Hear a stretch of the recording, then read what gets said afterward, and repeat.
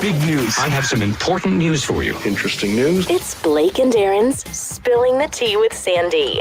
Big news. Top news headlines of the day from CMR. Good morning, Sandy. Hey, good morning, Blake. Happy Thursday. Final day of June, 2022. Oh my gosh, I cannot believe it. Can you believe we kick off July tomorrow? That's nuts. That's crazy. I know. What's happening on the last day of June? Well, the RCIPS has admitted that they made an error of some sort. So they've issued an apology to the residents of Cayman Brac, saying that apparently they made a mistake about who did what. So they've issued a clarification, is what they call it. Okay. And this is the boat rescue. And so basically, they kind of confirmed everything we said in a roundabout way, but not really. So they did say that the Coast Guard had good intentions. They were on their way, but like I said, they actually broke down.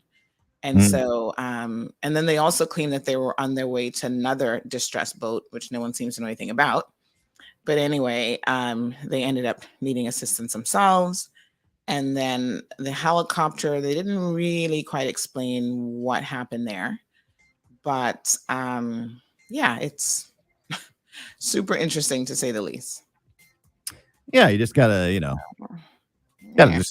just say what happened. That's all. Yeah. And So, of course, a lot of people are wondering, how do you make this level of a mistake? Like everything that you reported in a press release was wrong. So, if the police does that with something that's so close to them, imagine what other news from them we might be potentially getting wrong. Well, good job keeping it real, Sandy. Yes. So fake counterfeit money is in circulation. There are a number of people who have sent us photos of the money in their possession. So remember, we were talking about a guy over the weekend handing out fake currency. I don't know if I told you this, but he was actually out tipping women at a bar in Bodden Town with $100 bills. Wow. The only problem was the $100 bills were not real. So there's a specific serial number, and the police are asking people to be on the lookout. But we've actually gotten photos of it in use. People have received it, so it's still being circulated. So pay attention, folks. The serial number is 292395.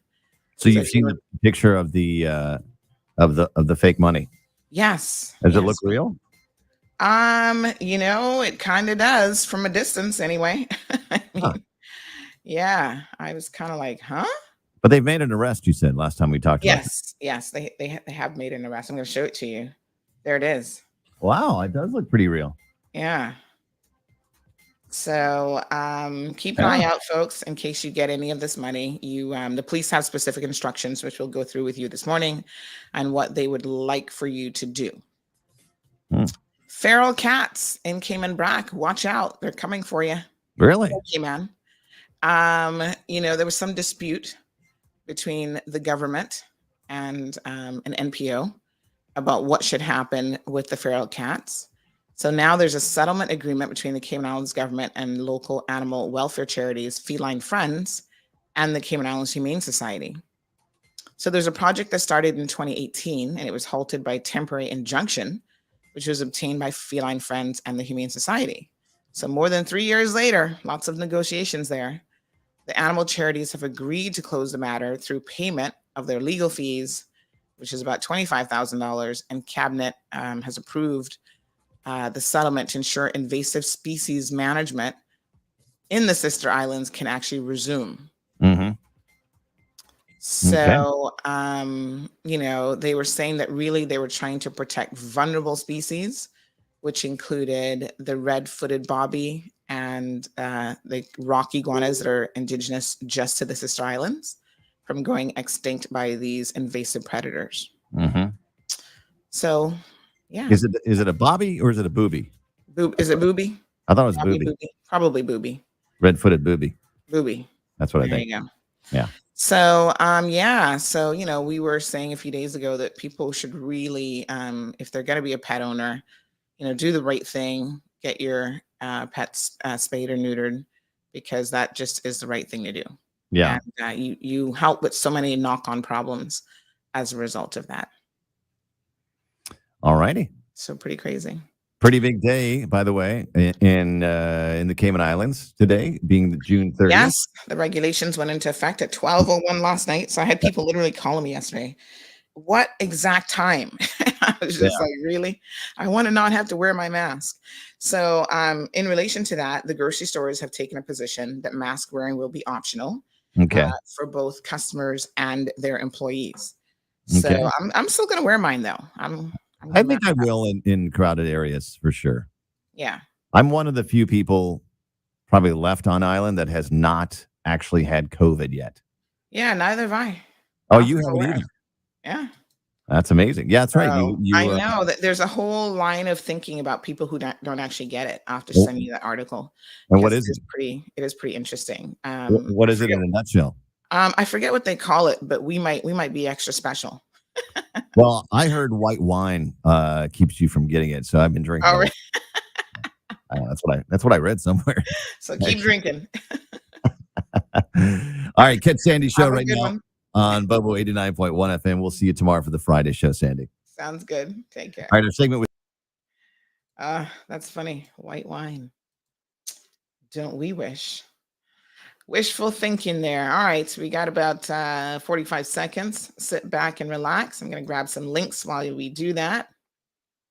And then we're going to kick off this morning show.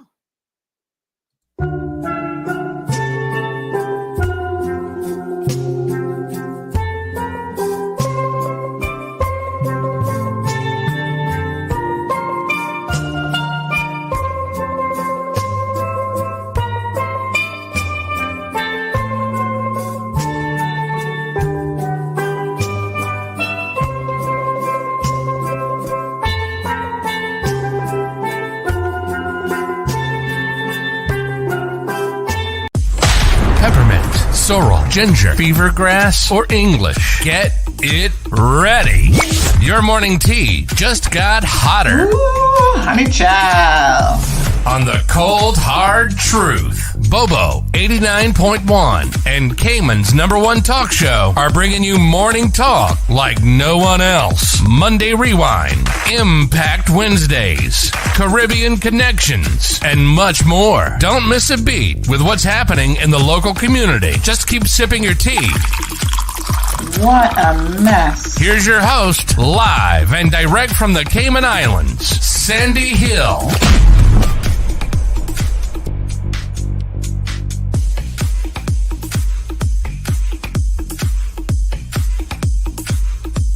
All right, good morning, folks. Rise and shine. It is a beautiful Thursday morning. Got it right this morning. I hope you guys are doing well.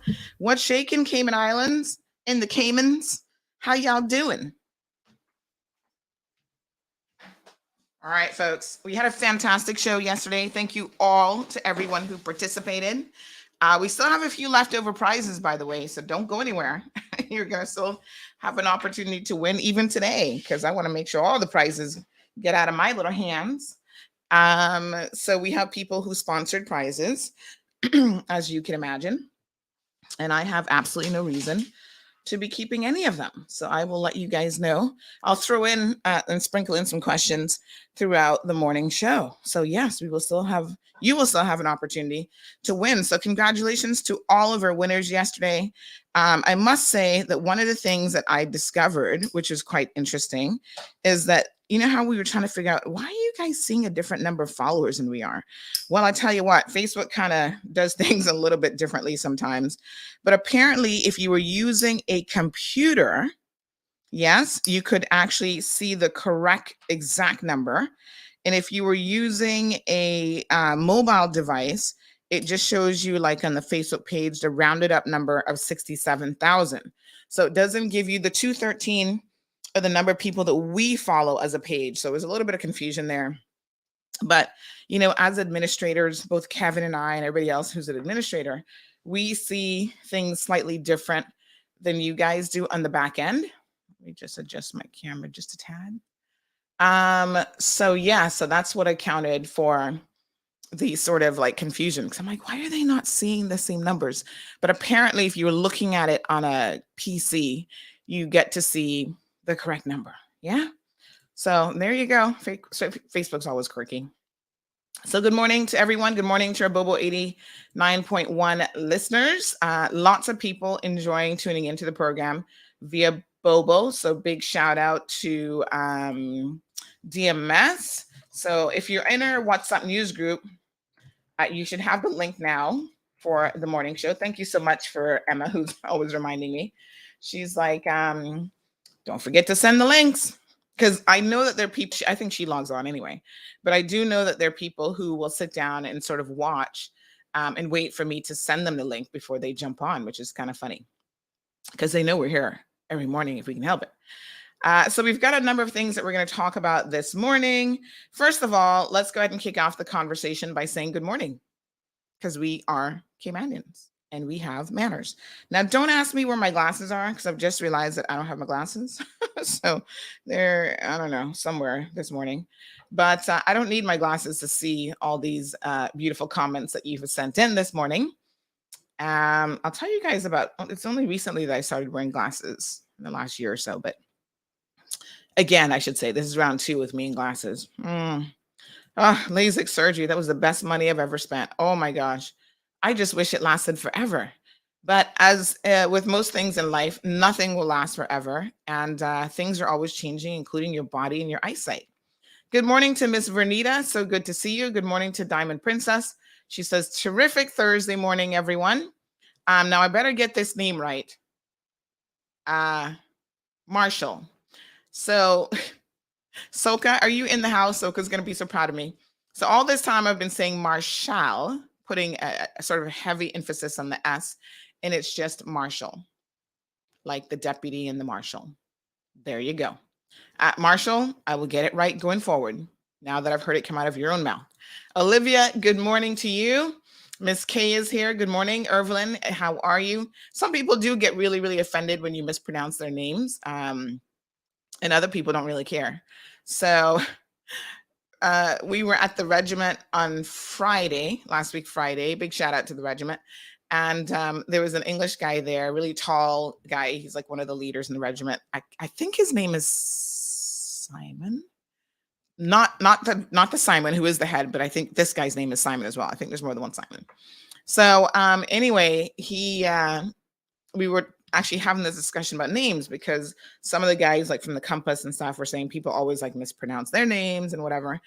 And he said, I can't remember what maybe Simon isn't his name. Anyway, he was talking about sort of the same thing. And then he said to me, so Sandra, does anybody ever mispronounce your name? And I said, actually, you just did. And we had a good laugh, because I'm like, it's not Sandra, it's just Sandra. So yes, I think maybe Sandra is more of a English pronunciation of it, but there are some people who are actually named Sandra, and my name is just Sandra. So yes, Evelyn, good morning. And so, I'm not particularly bothered. You know what's a really bizarre thing is that I've had people call me Sharon my entire life. Like, people who know me really well will be talking to me like, yeah, Sharon, and I'm like, you do know that's not my name. It's almost like I was supposed to have been a Sharon and somebody forgot to tell my mother, don't name her Sandra. She's supposed to be a Sharon. And so people just randomly over the years have accidentally called me Sharon in conversation. And I'm just like, okay, we'll go with the flow here. I don't get offended by stuff like that. I mean, I might correct people if they keep saying it, but to me, it's really not that big of a deal. But there are people who really like, you better get their name right, because that is part of, it's like, that's my core identity. I'm like, okay. Dan, good morning to you. Says here in the Brat, good morning, one and all. Hey, Sandra, we have a wetland area by our dump, and less than 100 meters from it, there's a hole dug by DOH being filled with raw sewage and medical waste. Say what? Got any pull? Well, apparently we do have a little bit of pull around the place, is what I'm told. So let me, Dan, immediately send this to DEH, because I don't even know. Raw sewage and medical waste does not sound healthy. So let me see what they have to say about this. Give me 1 second. We have a lot of these individuals now on WhatsApp, and it's so convenient to be able to message them something right away and say, hey, this is what's going on. I'm going to tell you something about that here in a second. We ended the show yesterday. You might have missed it because we were ending it, and then I saw that I'd missed a few messages about a really bad accident. So I'm going to try to get an update on that young lady's condition and come back to you guys and tell you a bit about that because she was a pregnant lady. But I say that to say this, that when we have direct communication with the agencies, it just makes life so much better, Dan and others, because we can just go straight to the horse's mouth. So we did reach out to the NRA because someone was trying to blame them for the accident. So we did reach out to them so that they're aware that there were some concerns. And of course they are, and they said they would definitely be looking into it. So Carol says that I love cats, but even neutered, these cats live long lives and kill birds, etc. for species that only exist in either Little Cayman or Cayman Brac. The cats need to go.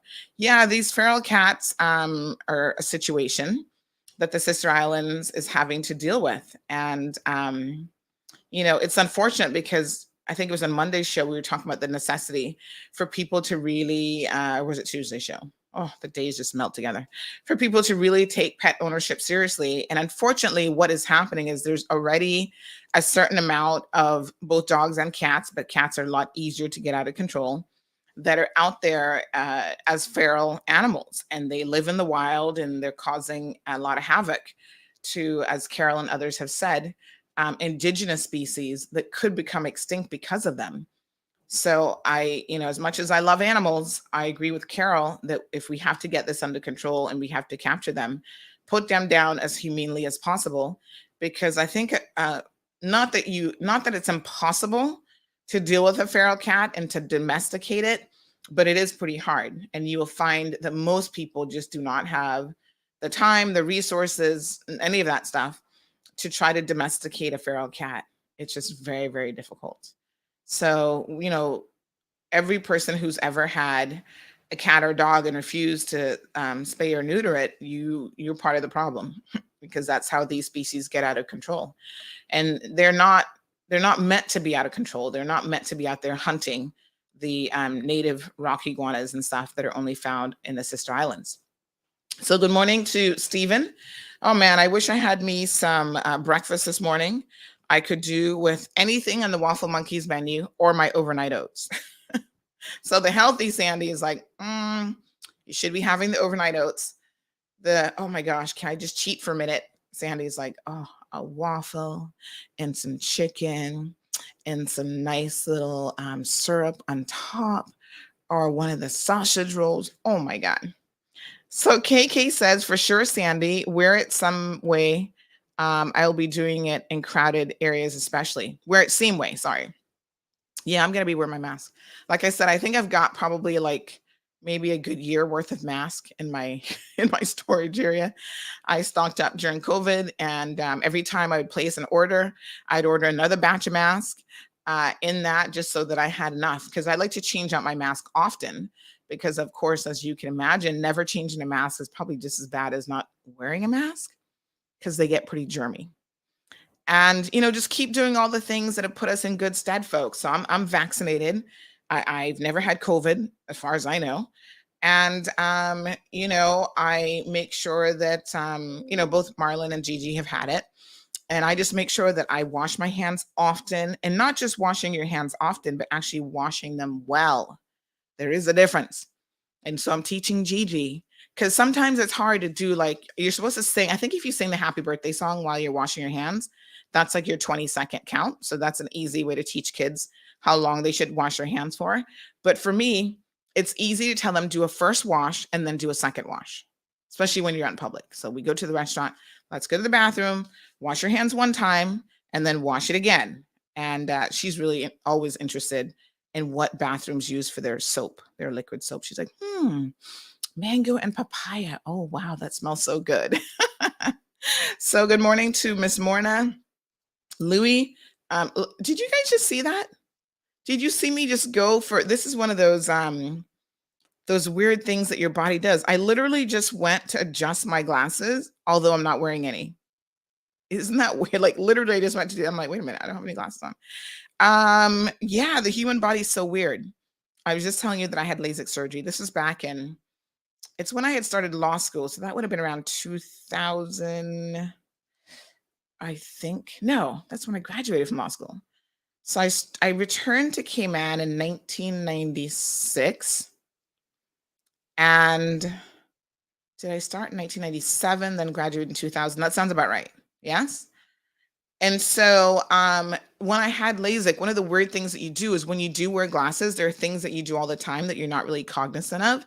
So some of us push the glasses up on the nose bridge, and I tend to adjust mine on the side, and then you take them off. So for the first couple weeks after the procedure, especially when I'm tired and I'd be like going to bed, I'd be going to take off the glasses that I no longer wore because you're just out of habit. You're like, oh, let me take them off and put them on the bedstand. And I'm like, oh, I don't wear glasses anymore.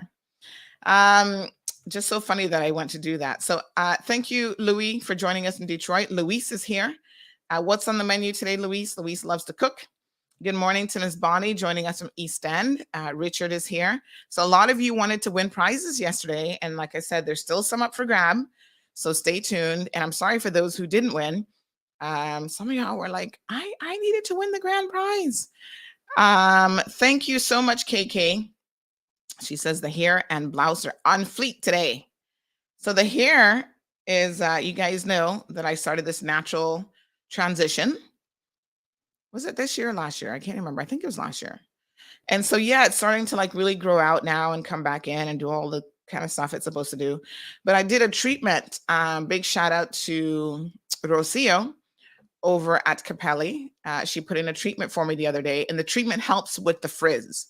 So I think what you're seeing now is natural hair minus the frizz. So, it's a natural hair treatment. You guys can talk to her about it.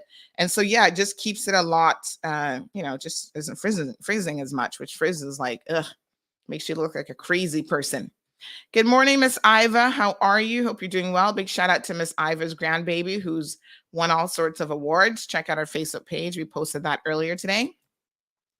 Emma, good morning to you. Andrea is also here. Good morning, honey. How you doing? Kimmy says, good morning, Sandy, and our beautiful Cayman Islands. How was the anniversary? I say it was good. Man, we had a lot of people calling in trying to win prizes.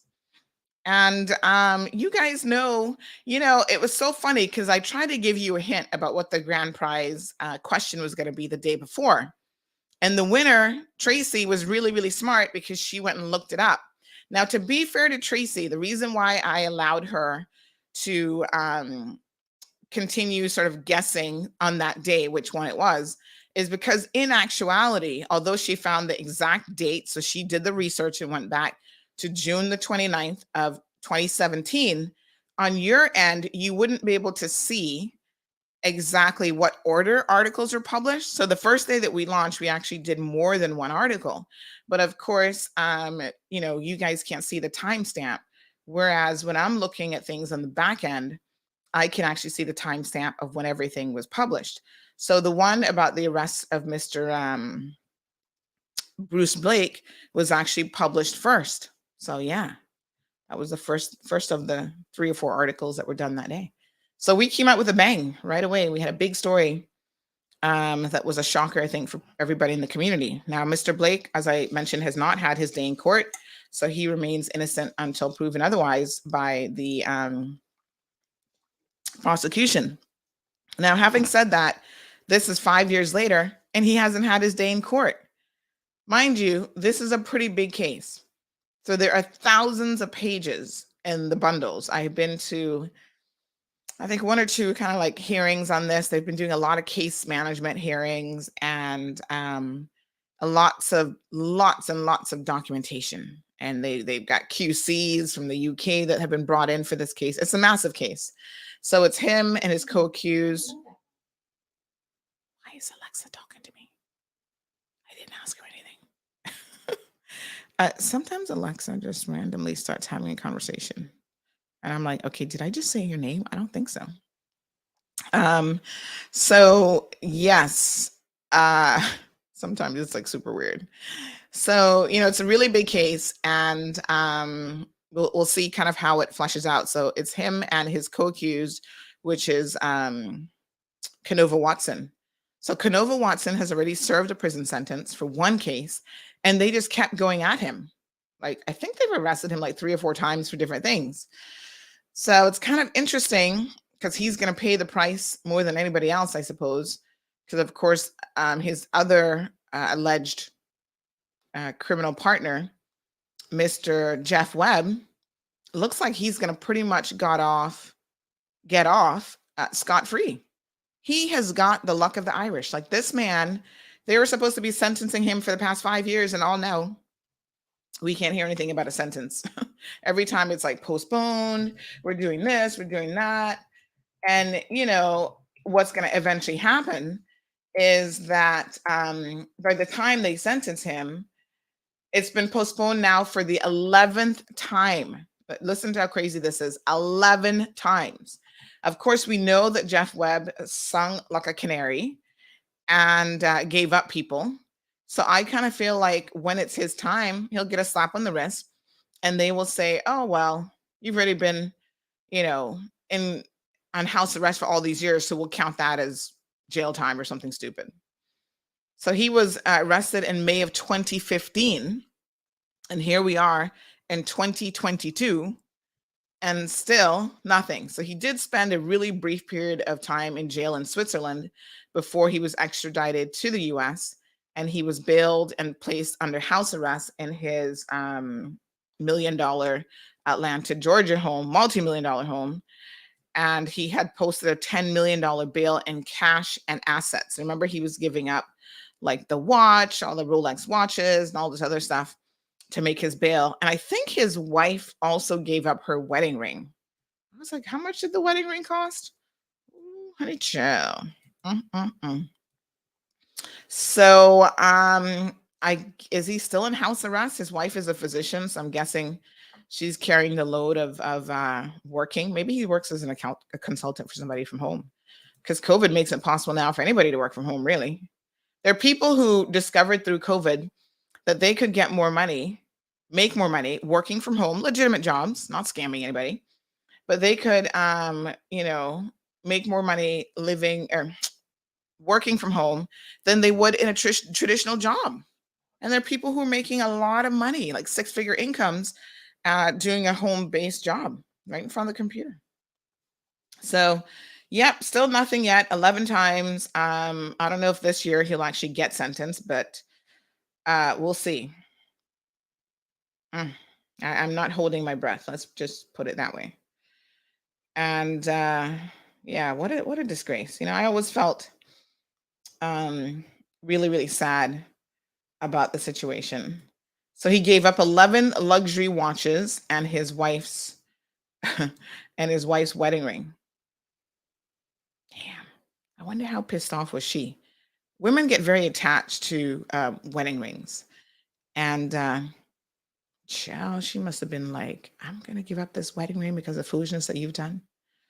So his bond also included a 2015 Ferrari, 2014 Range Rover, a 2003 Mercedes-Benz, and $400,000 in an account in his wife's name, and the wife's diamond wedding ring. They didn't say how much the wedding ring was valued at, but trust me, it must be a pretty penny for them to take it. At least a couple $100,000. 5 Rolex watches plus a Cartier Roadster. All these other watches, really expensive watches. Royal Oak Offshore, Luminaire Marina. No clue who these people are, who these watches are. All sorts of fancy names. So yeah, he gave up a lot of physical property, conspiracy to convert criminal property. So there's all sorts of charges there.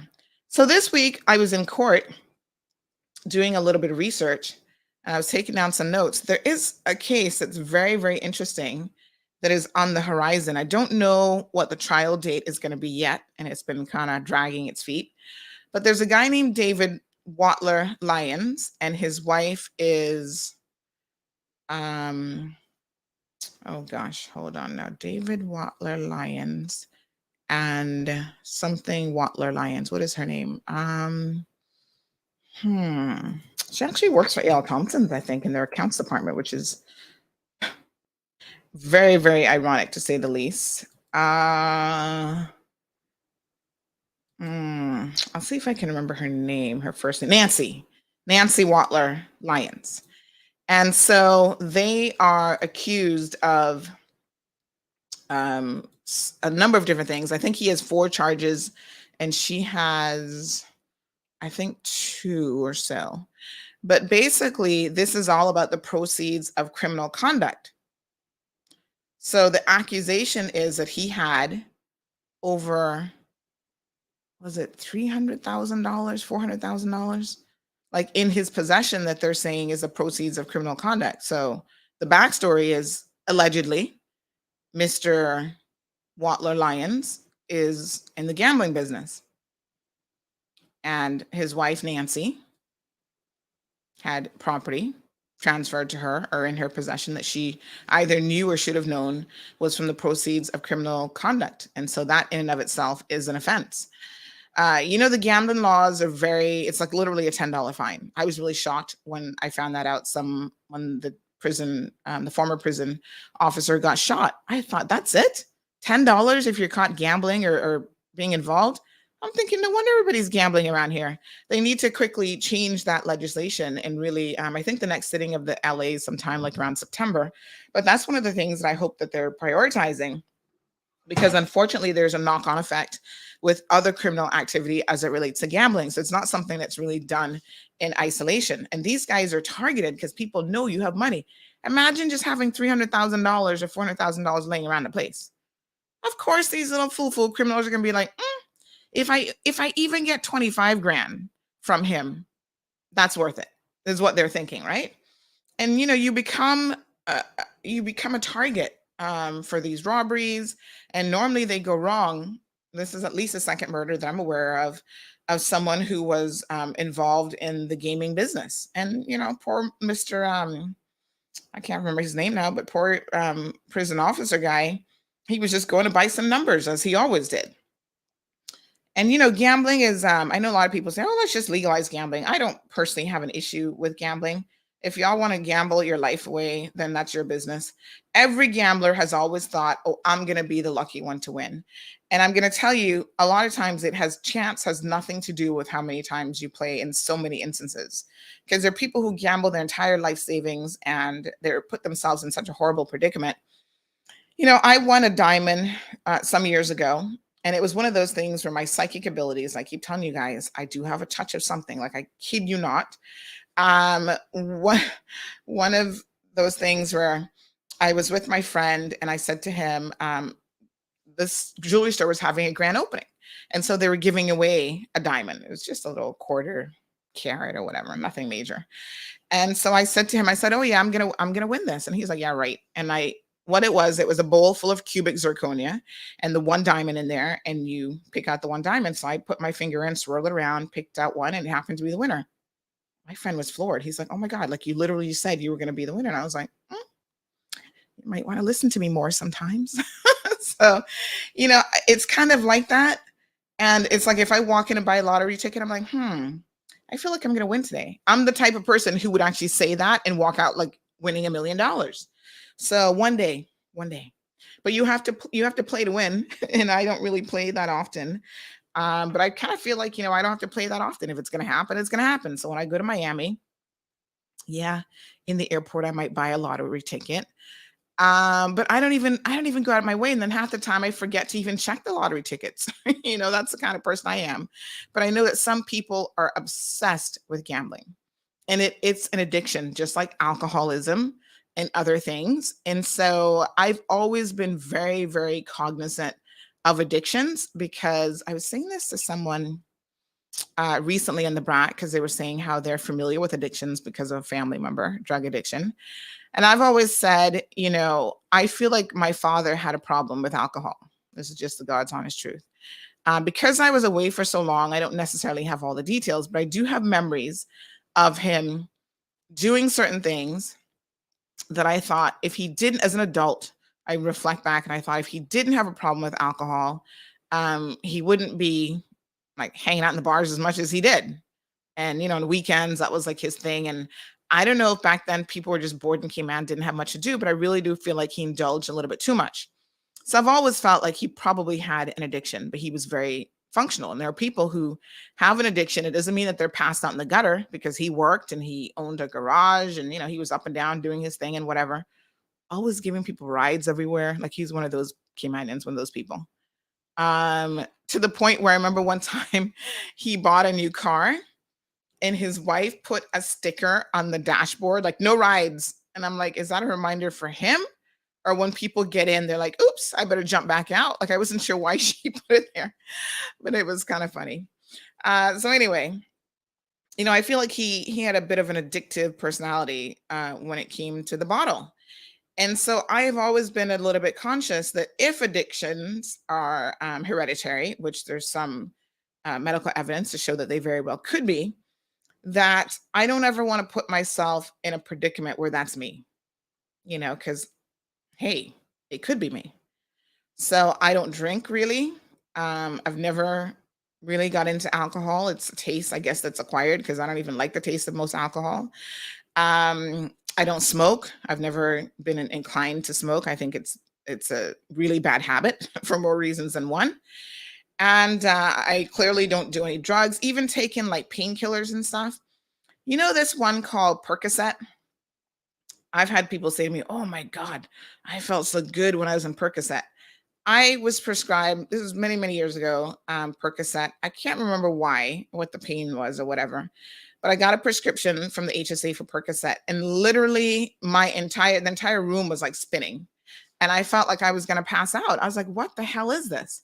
And so I stopped taking it immediately, and I have it on record at the HSA when they say, do you have any allergies? I'm like, yes, don't give me Percocet. It's not that I had an allergic reaction to it, but the way that it made me feel, I was just like, I don't know what this is. Like, this is just a really weird feeling. But Percocet is one of those things that can be very addictive. It's one of those pain medications that, although it's prescribed to you, they have to monitor you very, very carefully because people get addicted to that and other legal narcotics, right? So, I'm not even like, I don't even like to take Tylenol if I can help it. I try to do other things, massage therapy, acupuncture, just lie down and close your eyes, and that headache is probably going to go away, or find a pressure point to press or something like that. So I think there are times when you have to know what your potential Achilles heels are and do your best to avoid it. Does that make sense? Because honestly, Miss Andrea and Miss Nita, Damien, good morning. I don't know if you guys have ever had someone around you that has addictions, but I mean, what do you guys think? Am I crazy for thinking this way? Morna says, I'd rather call you Sandy. Thank you, Morna. Not a problem. So yeah, I mean, I just stay away from it. So Ms. Brenda says that Percocet is an ugly narcotic. Yeah, I ran into someone recently and I was telling them, I don't even know how this conversation came up, but they were like, oh my God, Percocet made me feel so good when I had surgery. And, I had some left over and I gave it to my friends. I was like, sounds like y'all were trying to get high to me. So Natasha, good morning. Good morning to Felicia. Roni says, good morning, everyone. Jeff Webb would be in house arrest until he goes to the casket to serve the rest of his disgraceful time. Well, Roni, when this whole thing went down with Jeff, I was one of those people who really took offense to it, although I don't know Jeff on a personal level. I know of Jeff and I know who he's family to, and we're all Georgetowners. So his mommy, Miss Sheila, I don't even remember what she looks like, to be honest. I can't say that I even remember that. But they were always in Tampa, Miss Sheila and Miss Jan. And of course, you guys knew that my aunt grew up and lived in Tampa, and I grew up and lived in Tampa. So from one Georgetowner to the next, who grew up in kind of the Boilers Road area and whose family was from there, my aunt would always keep in contact with them when they visited. And I think at one point, maybe they even had a home there, because I feel like they were there a lot. They were always in Tampa. And so she would be like, she would phone them. This is back in the day when you still had the landlines, and they would keep in contact with each other. So she didn't really, because she didn't grow up in Cayman, she didn't have she remembered like some of the old people. Like she'd always be asking me, well, how is Dr. Edlin? And I was like, who the hell is Dr. Edlin? Edlin. I'm like, Aunt Lottie, I do not know these people. Like, I'm too young, right? And I left Cayman when I was too young, because then when I moved back, she'd be asking me randomly about people that I didn't even know anything about. I was like, how would I know them when I was been living with you for 15 years? I'm like, hello. But she was always kind of curious about Cayman and what was happening in Cayman. But, most of her life, she actually lived in the States. But Jeff's mom and aunt and all of them were always back and forth in the Tampa area. So there was like that Tampa connection as well. So, listen, when you come from the hood, and I mean just the neighborhood, although you might not personally know someone, for me, I'm happy when I hear of someone like a Jeff Webb that came from, Walker's Road or Boilers Road, or that's where his mom is, stomping ground was, or whatever. And he's done so well in life. And then to hear that he has somehow managed to destroy that by being dishonest, by stealing money from the Cayman Islands government through this HSA scheme with what's the other fellow name? Canova Watson, all this kind of stuff. It really does hurt, because I think that so many young Caymanians probably looked up to Jeff to say, in life, you can accomplish so much, you can do so much. And, if you work hard, and then you find out, oh, it wasn't really about necessarily working hard. It was about taking a bribe. It was about all this other stuff. So I remember when this happened in 2015, and I was posting, this is way before CMR days, but I was posting on my personal page all the news, and I was like, oh man, this is horrible. People are like, some people are like, oh, do you have something personal against Jeff? And I'm like, why would I? I don't know Jeff. And, I was proud of him, but I do feel like he let us all down. So Miss Brenda says, good morning, all. Sandra, Jeff was an important witness to the U.S. Attorney General. I'm sure his lawyer did a good job negotiating his cooperation, and he probably served no jail time. I think that I agree with that. Morning to Paul. KK says, for sure he'll get away. Think it's a long time, kiss my teeth. The Jeff Webb case. Good morning, Miss Charlene. KK says that her hair fizzes a lot, so you go check out Rocio. Tell her I sent you, and she'll get you all sorted out, honey chill. So let's talk about the RCIPS. Good morning to Celine. She's wishing us a happy anniversary still. She says, thank you for your contributions to the betterment of Cayman over the years. Wishing you God's blessings for many more successful years. Appreciate that. Good morning to Scott. Denny says, morning, call me Denny, not Dennis. No more mask for me. So you can just be walking around mask free. Lord have mercy. Roni, let me check on this thing about the medical waste. I did send it across. Let me see. No response yet.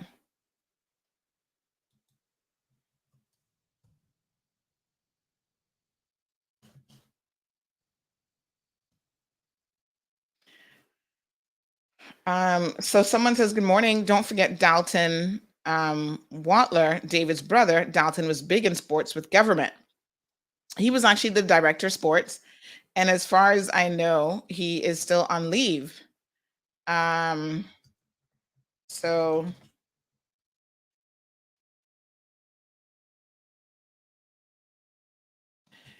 yeah, I mean, these cases drag on for an exorbitant amount of time.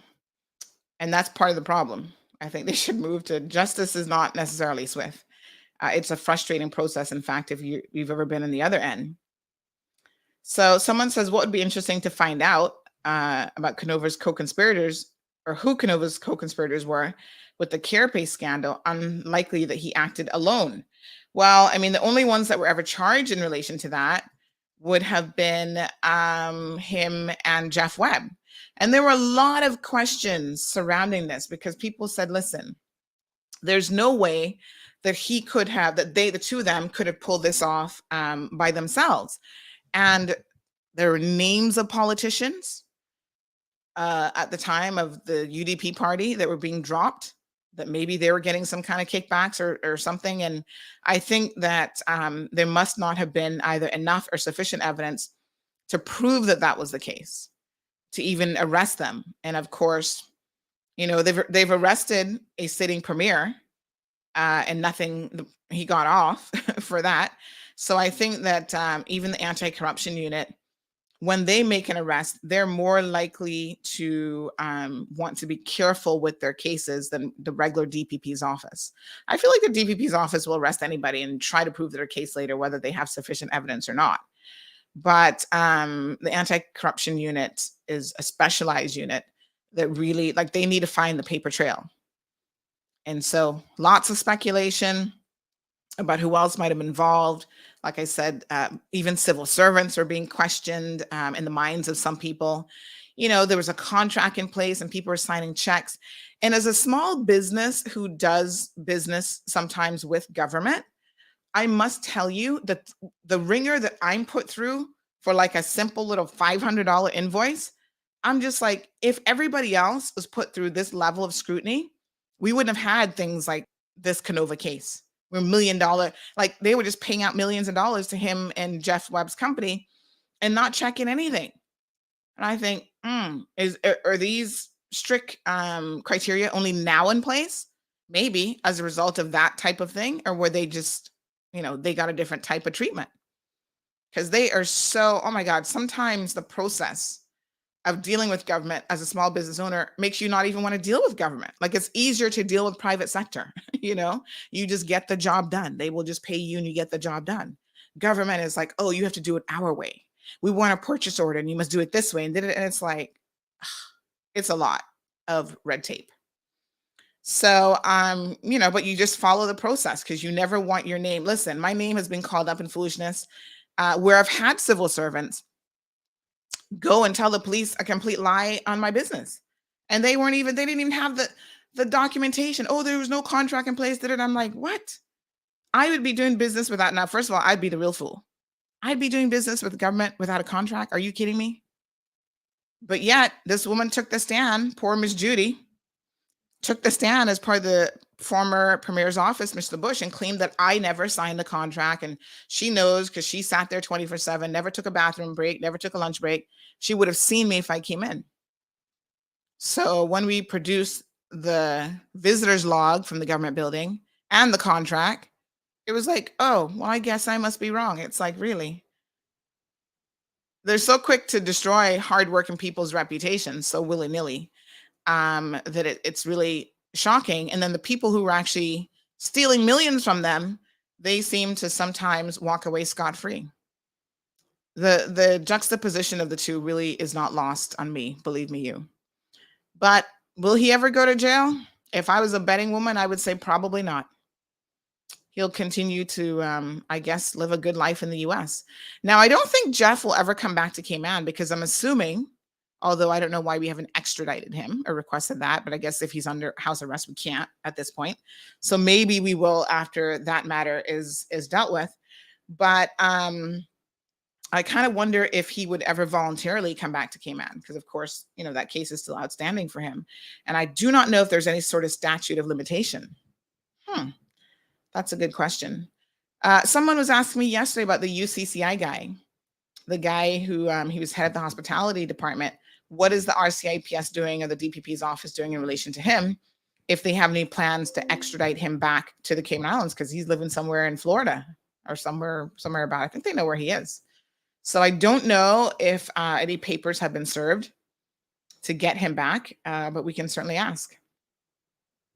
So KK wants to know if the man with the fake money is still locked up. I'm trying to think about this, actually. I'm not sure, but I would think that he could be. So let me show you the fake currency because there's some of you who need to be aware that this money is in circulation if you have a retail business. It's hitting retail businesses. So please be on the lookout because the police have specific instructions for you. They want you to keep the money. Now, I know what y'all thinking. If somebody hands me a fake $100 bill, why am I going to keep it? I need real money. but the police need to build a case against these criminals. So they are asking that you keep the money and you put a note on it, or, write it down, the description of who handed you the money and so on. Because I think the belief is that Dennis did not act alone. So here's what the money looks like. It actually looks pretty good. I mean, I've only seen, a snippet of it here, but I must tell you, at a glance, this money could probably fool you, right? But this is a serial number that you need to be looking for. So keep an eye out for this. I mean, it does kind of look, it does kind of look real. How did he do this? My goodness. Wow. When you have this kind of skill set, I mean, I don't walk around $100 bills, but I would like to look at a real one right now. But when you have this kind of skill set, why don't you use it for good? Obviously, whoever made this money has some degree or some level of talent. So the Cayman Islands Monetary Authority is in charge of Cayman currency. So I think that they help design the money, and they will give you tips on, how to verify if it's actually like a legit dollar, $100 bills, whatever. There are marks. So there is a currency board that was formed all the way back in 1974. So you had a 1971 currency law, and then they formed this currency board. It says it was created by the currency law of 1971 for the purpose of administrating the physical issue and redemption of currency. And they're involved in other things such as developing active investment policy, management of local assets, and so on. So they will give you information on what to look at to make sure that a bill is legitimate. So if you have any questions, especially if you work in retail, make sure that you know what the money is supposed to look like, because there are some very, very creative components of the currency. Yeah, there's a whole section on Cayman currency, circulating coins and notes, and so on the website. So they tell you, for example, the size of it, the portrait of Her Majesty Queen Elizabeth II. All of them have a security thread, a watermark, and serial numbers. Now, based on what I'm hearing about the serial numbers, it seems to me that this number, this 292395 number, is a number that is on all of the bills, because that's what they're saying. That's the number to look out for. So I think what they simply did was copied and pasted it. And that's, it's a good copy and paste job. Good morning, caller. Welcome to the program. Oh, hold on. Fun. Let me unmute that. Hey, caller. Good morning. How you doing? I'm good. How are you? Not too bad. Good morning, Kim and Ma Road, and your listening audience. This is Minister Kenneth Bryan. Hello, Minister. I figured you needed some company because you were all talking by yourself. Yeah, no, that's okay. Listen, Kenneth, Minister Bryan, this is one of those jobs where you have to be prepared for 2.5 hours worth of talking by yourself. Because you never know. Oh yeah, you never know. You're like us politicians. You know to talk. I'm just messing with you. I wanted to see if you would allow me just for 60 seconds to change the topic for a little bit. It's something I think you may find really interesting, if you don't mind. Okay, so obviously we just got through COVID. COVID was pretty crazy, or not got through it, but we're getting through it, and we're almost on the other side. Thank the Lord, rest in peace for all those who unfortunately passed as a result, but we as a world is moving forward. So every country in the world brought regulations in place to try to control human behavior. And I want to speak about one specific one, which is the curfew. Curfew, many people have broke the law, went out and got tried to sneak away or do something and caught on the road and got penalties for $50 and they paid their fines. So no big deal. Didn't think it was a big problem. But if you remember during the many press conferences in the last government and then when we got in, you could probably think this is well within the hundreds because every week was like 50 or 60 people. So there's a few people out there who has this infraction of curfew breach. Unfortunately, now I'm starting to see a pattern of a couple of people who are coming, realizing now that that this COVID breach is no longer just 50% effect on their life. What has happened now is a couple of young people and a couple of middle-aged people who are actually going for jobs or wants to travel have to go get a police record, and here pops up this infraction because it's a law. You broke criminal law that you have the curfew breach, and some people can't go away for school. Some people have worried about job employment because the categorization on it says breach of curfew. It doesn't really say breach of curfew to regulations in respect to COVID, because obviously as a community, some people will put severity on some crimes more than others. So, for example, if you just saw breach of curfew, you may say, well, is that breach of curfew from the COVID times, or was it because you were locked up and the judge said you need to stay home and you went back on the road? Nobody knows. So I was just getting off the phone with a young lady saying, unfortunately, she can't go away with her daughter now because of this matter. And I was saying, listen, I'm sorry, but I mean, you broke the law. It was a law. If you have it, there's nothing the government can do about that.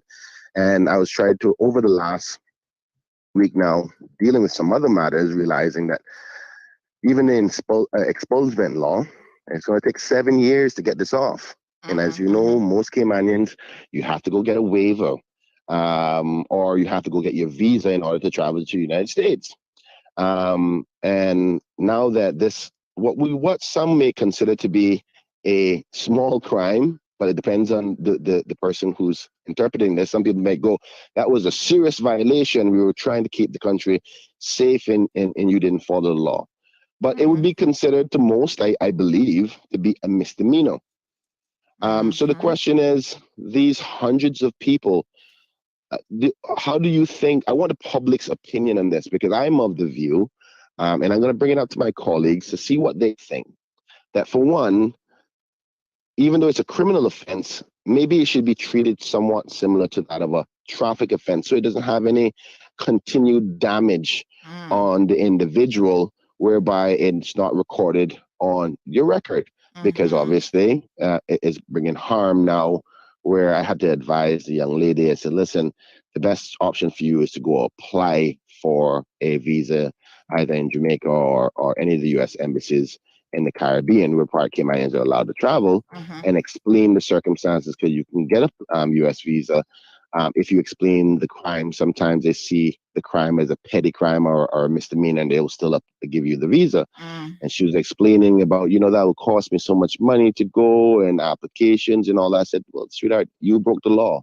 And the law is the law. It is what it is. Yeah. But would you, and Sandra, you're a good analysis on these things too, but do you think that government should consider potentially addressing the expungement law to make it reduced to a shorter period of time? Because the shortest period of time for any crime to be taken off your record is 7 years.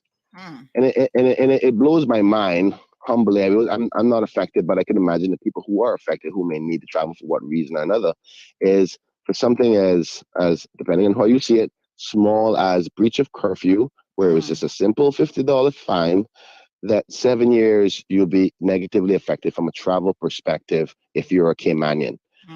Maybe we should consider going to Parliament to change the expungement law to reduce it maybe just to a year, or change the categorization on the police record, because the truth is it doesn't quite explain the severity or lack thereof of the crime. It just says breach of curfew. I just want the public's response on this. Obviously your show gets to a lot of people. Yeah, let me just clarify. So what you're saying is, because I've never obviously had a police clearance that wasn't clean. I don't think, I mean, I can't remember last time I've had to get one, but it actually does tell you what the offense is on there, right? Yeah. Okay. So Yeah. it'll say breach of curfew. Yeah. And I'm assuming that from the perspective of a waiver, is there any discretion that can be utilized? That's the thing with our agreements between the United States and us as a British overseas territory. The Cayman Islands has a very special relationship with the United States.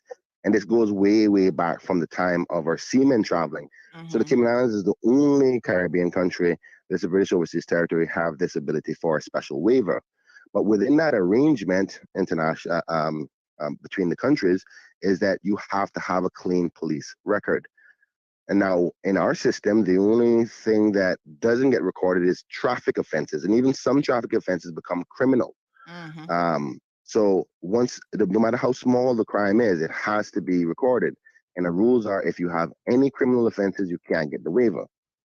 So there's no room for the passport office to say, oh, this is a misdemeanor, we can go ahead and grant you the waiver. The Cayman Islands passport office can get in a lot of trouble for that.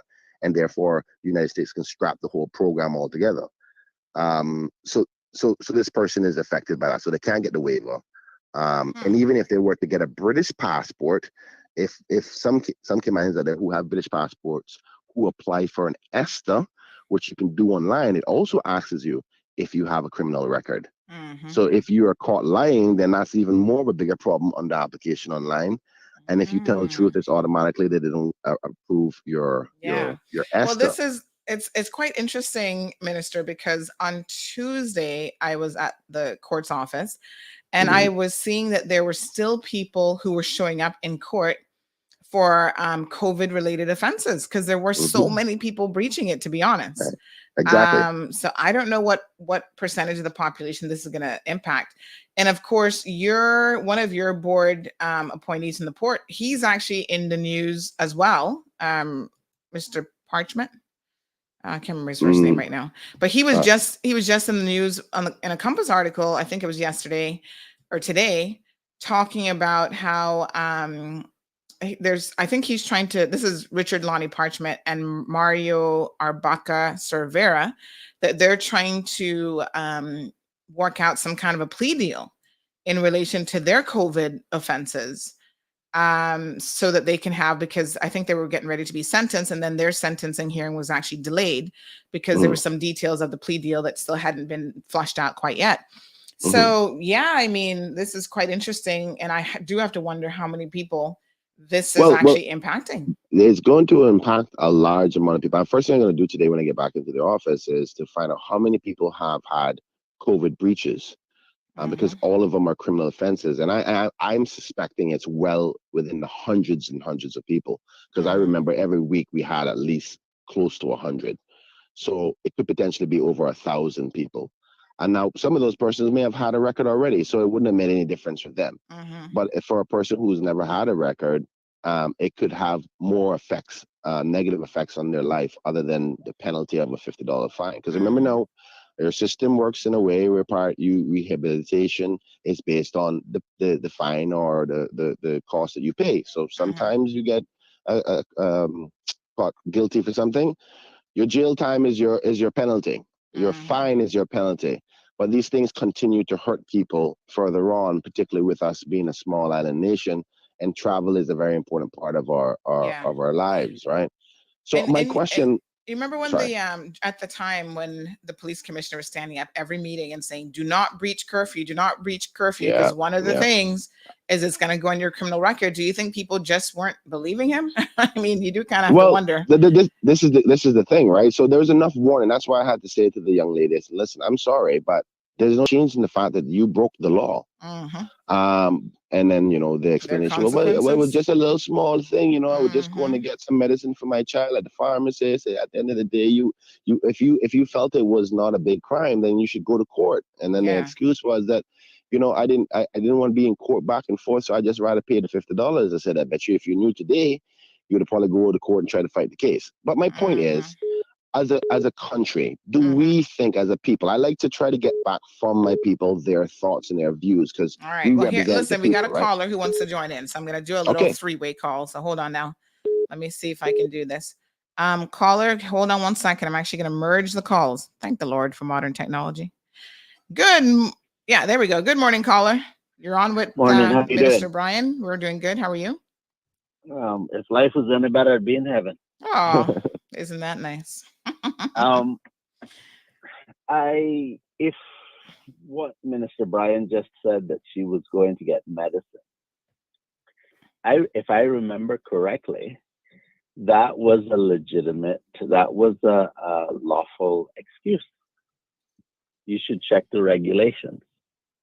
Well, though you might be right, and though she may have not gone and challenged it, I think the simple fact is she just basically accepted guilt, right? At that time, well, she could have fought it or not. But if the law says that, you can't hold it against somebody if they're actually correct.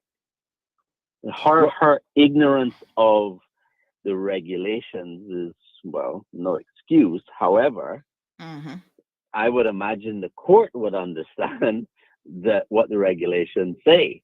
And if the court doesn't care for her rights, I mean, that's a whole other story. But the point I'm making is that if my memory is correct, going for medical treatment was a lawful excuse. But I think what the minister is saying is that at the time that she could have made those arguments to the court, that it would have made a difference. She didn't. And so now she's understanding the full implications of it, and the case is already done. Did she know that? Well, Denny, I guess she didn't appreciate it at the time. If I could, Denny, to be honest with you, I don't want to speak about the problem in isolation to one individual.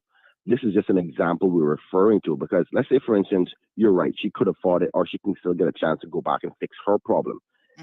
I think that there's still going to be hundreds of people out there with this problem, those ones who didn't have an excuse.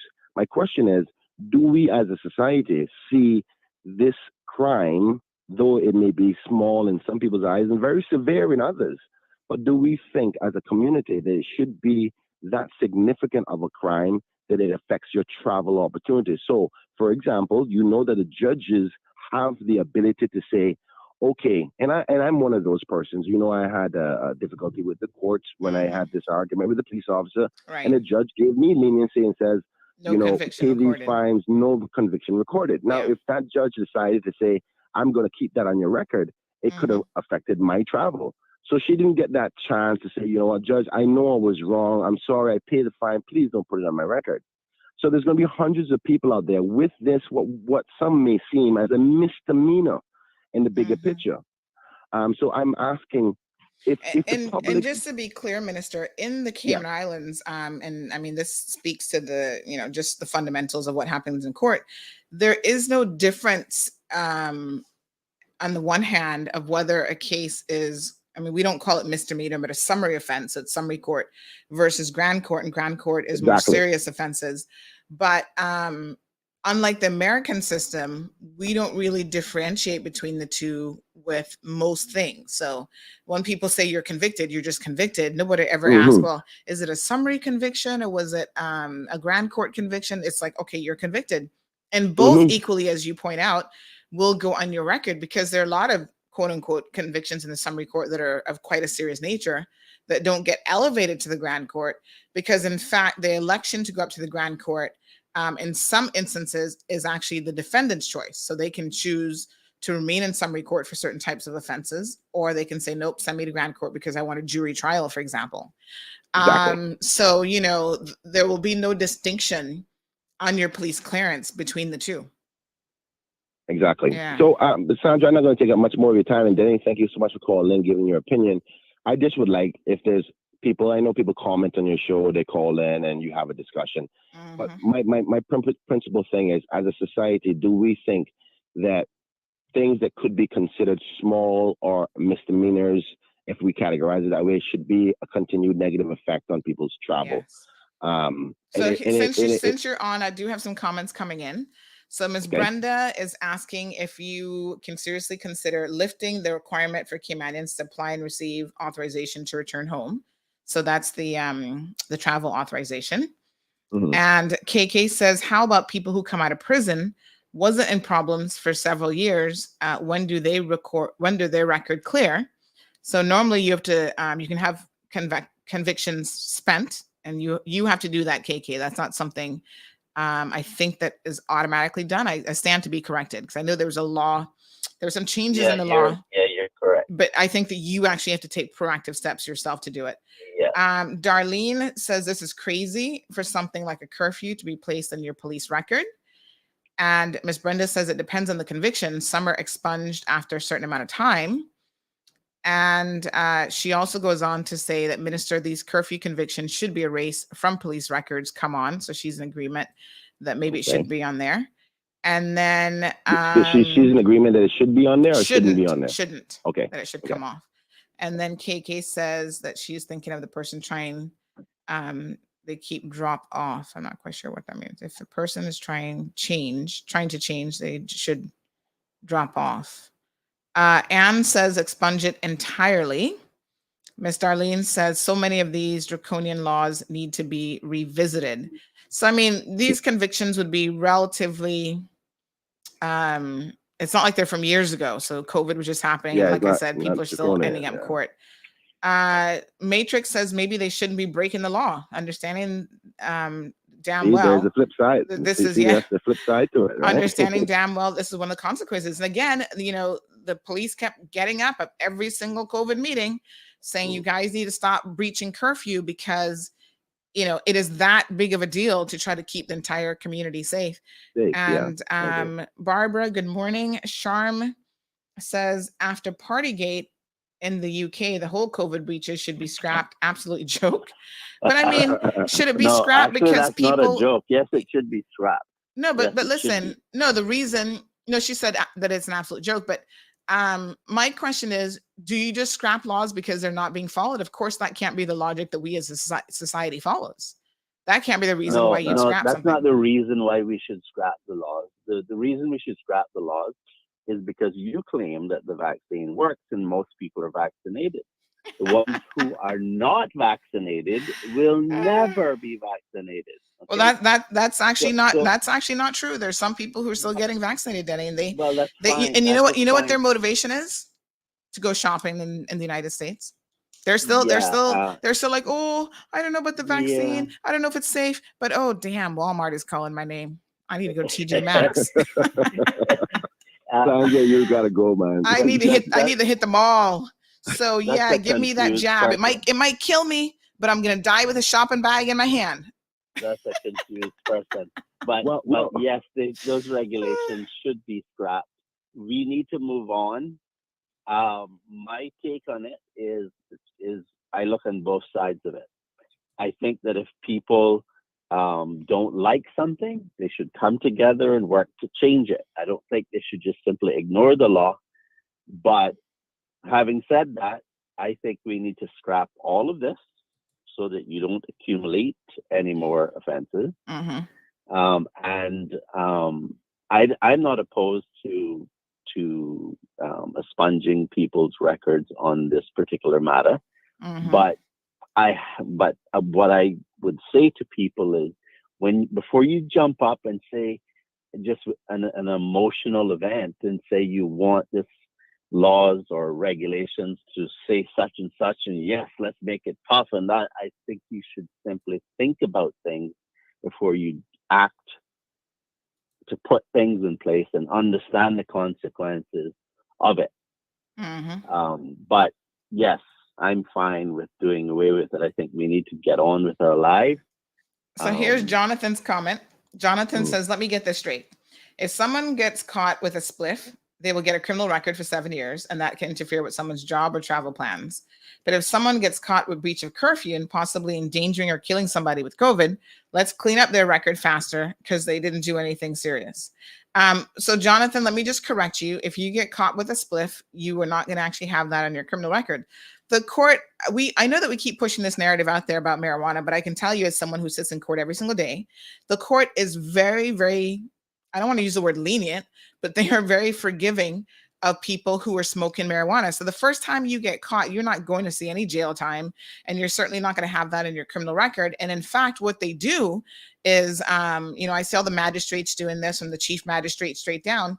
They will give you the opportunity to clean up your act because it is still a criminal offense. So the court will remind you, you cannot go around smoking marijuana, smoking ganja, whatever you want to call it, because that still remains a criminal offense. However, we're going to put you in drug court. We're going to give you the opportunity to get counseling and realize maybe how negatively your life is being impacted by smoking a spliff every half an hour, or whatever your habits are. And if you follow the program, so they'll put you in a little program. If you follow the program, nothing will be recorded on your record. So, Jonathan, let's speak from a factual position now. That's one of the things in which the court gives you, the spliff smoker, an opportunity to really stop this bad behavior. And there are a lot of people who go through that program and take full advantage of it. She said a very interesting point to me. She said the COVID regulations are going away eventually anyway. And I had to say to her, I said, yeah, I see your point there, where it's no longer a curfew. That's because it's no longer a danger. Right. And I had to respond to her by saying, what if we legalize or decriminalize marijuana next year? Does that mean that everybody who has had a marijuana criminal offense before, all of their marijuana offenses go away? And she paused. I mean, it has to, it has to be whatever the law is at the time. Stephen has a very different position. So Stephen is a Caymanian living in the UK, and he says the conviction should stay. What will happen if we have another lockdown? So his point is, one of the reasons why you have enforcement is to let people understand that choices have consequences. And so, the next time you think about breaching even a minor law, whether it's traffic or COVID or anything else, think about the potential consequences. Because but here's my question though, Sandra, and I appreciate that person sending their opinion in, because that's what I want, right? But was it envisioned at the time of the penalty to have it have a negative effect on travel? But didn't the police say that? He did say it's going to show up on your police record. Yeah, well, he did say that. Yeah, he did warn him. I don't think the elected officials thought that far off. Well, and I personally think, this is my humble opinion, it's not a fact, but when discussing the regs, was there a discussion to say, well, what is the fine going to be? And they add a figure to it. They said $50. It could have been 100, could have been 200. Shall we do a three-way call? Hold on one second, fellas. Yeah. Got another call coming in. Good morning, Carlo. Let's just merge you with everybody else. Good morning. Look at that. Three-way. Big shout out to Flo. Good morning. Am I on? I know there's somebody on. Yes, you're on live. Okay, very well. Thanks very much. Well, I joined you a little bit late, but I've caught up. I think you're discussing about expunged records and so forth. And this is a very, very important topic. Full disclosure, in 2016, when the criminal records spent convictions law was passed, I was actually the draftsman who worked on that together with one or two other people. Oh, good. When Mr. McLaughlin was premier, and I got to learn during that time that there were Caymanians who were caught with a spliff years back, but they couldn't get a waiver to go to the States and so on and so forth. And I learned a lot during that, and I think that this is a very, very important topic now. One has to go back to why do you have a record? Why should you have a record, and why should you be prevented because of that record from doing certain things? Now, if you talk to the police, they will tell you that the reason they need to know that is because there are certain people with criminal tendencies. So that if, for example, in a particular locality, an offense is committed, if they have somebody or a group of people they know tend to commit that kind of offense, then when they start investigating, they will start with those people who got trials. But when you think of it, do you have then to criminalize so many people? You breach curfew, you now get a record. You are found with a spliff. You are given a record. I just think that is a problem. I think that the number of offenses that need to go on your record need to be drastically reduced, because there are a lot of these technical offenses which don't show that you are a bad person, which don't show that you are likely to commit the offense again, which don't show that you are actually a danger to society. And so you find that we are in this awkward position where an MLA, for example, does not lose their seat unless they are convicted of an offense which takes them to jail for more than 12 months. And yet you and I, if we get convicted and we are sentenced to a suspended sentence of maybe 6 months, we can't get a police clearance, or if we do get it, they will say that you were convicted, for this offense. So the general point I'm seeking to make is that, you see, there is need to relook at what the purpose of giving somebody a record is, and whether we are really meeting that purpose by criminalizing little people for little offenses with huge consequences, which later on may even result in them now becoming criminals when they didn't start off as people who were likely to reoffend. But I think it's a very important. Yes, let me ask you something. We have Stephen here who has a very strong position. His position is you've broken the law and there are consequences, and the conviction should stay.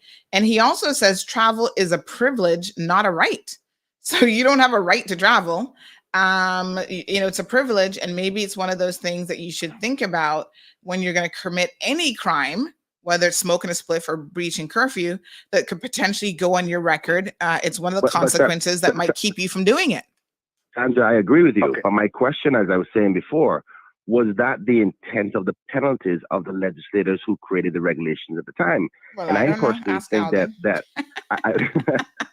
I wouldn't go that far, and I'm not going to make some assumptions, but I mean, as a legislator today, if COVID was to come back, I would not support regulations to continue to affect a person's ability to travel. I mean, you got to realize that travel for Caymanians is so much more important than travels for people in the United States because we're surrounded by water and we have limited resources. So the significance of such a penalty wouldn't be justified for a small, what we would consider a misdemeanor in my mind. So I wouldn't support it. But I don't know what the thinking was. Yeah, here's another commenter. And then I want to ask you a question in relation to that, Minister. So one person says, the issue raised by the minister is certainly concerning. However, to the minister's last point, would a change of classification be seen by the U.S. government as the Cayman Islands attempting to hide existing convictions that the U.S. expect to be reported? And then they go on to say that Mr. Billy makes a really good point. Bleekia makes a really good point. And then someone else says a criminal record shows a person's inability to follow the rules of the land. So now let me ask you a question. In this jurisdiction, we have in the past, and we continue to not allow people into this country, say dance hall performers, for example, who have very, very simple convictions. And sometimes it's not a matter even of a conviction. It's a matter of, they advocate in their music certain type of lifestyle, and so we don't want you here. So you see how when it comes to what we think is protecting our own borders or protecting our morality or protecting our children, I mean, I don't know what the logic about it is.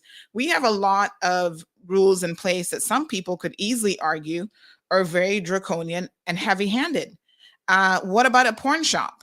You know what I'm saying? Why can't I walk down the street and go into an adult store and purchase adult toys? It's because in I'm just saying, in this Christian community, we have decided that we want to try to criminalize morality. Like we want to push people like that. We want you to do certain things, gambling, and all these other things based on more of a moral compass than anything else. Sandra, if you would allow, because I really want to answer the question that was came in. And Billy, I know you want to contribute because I like your analysis from a legal perspective. But in respect to the comment about if we change the categorization of the crime, will we be trying to circumvent the United States? No, that's not what I'm trying to suggest. I'm suggesting that it be recorded all the same.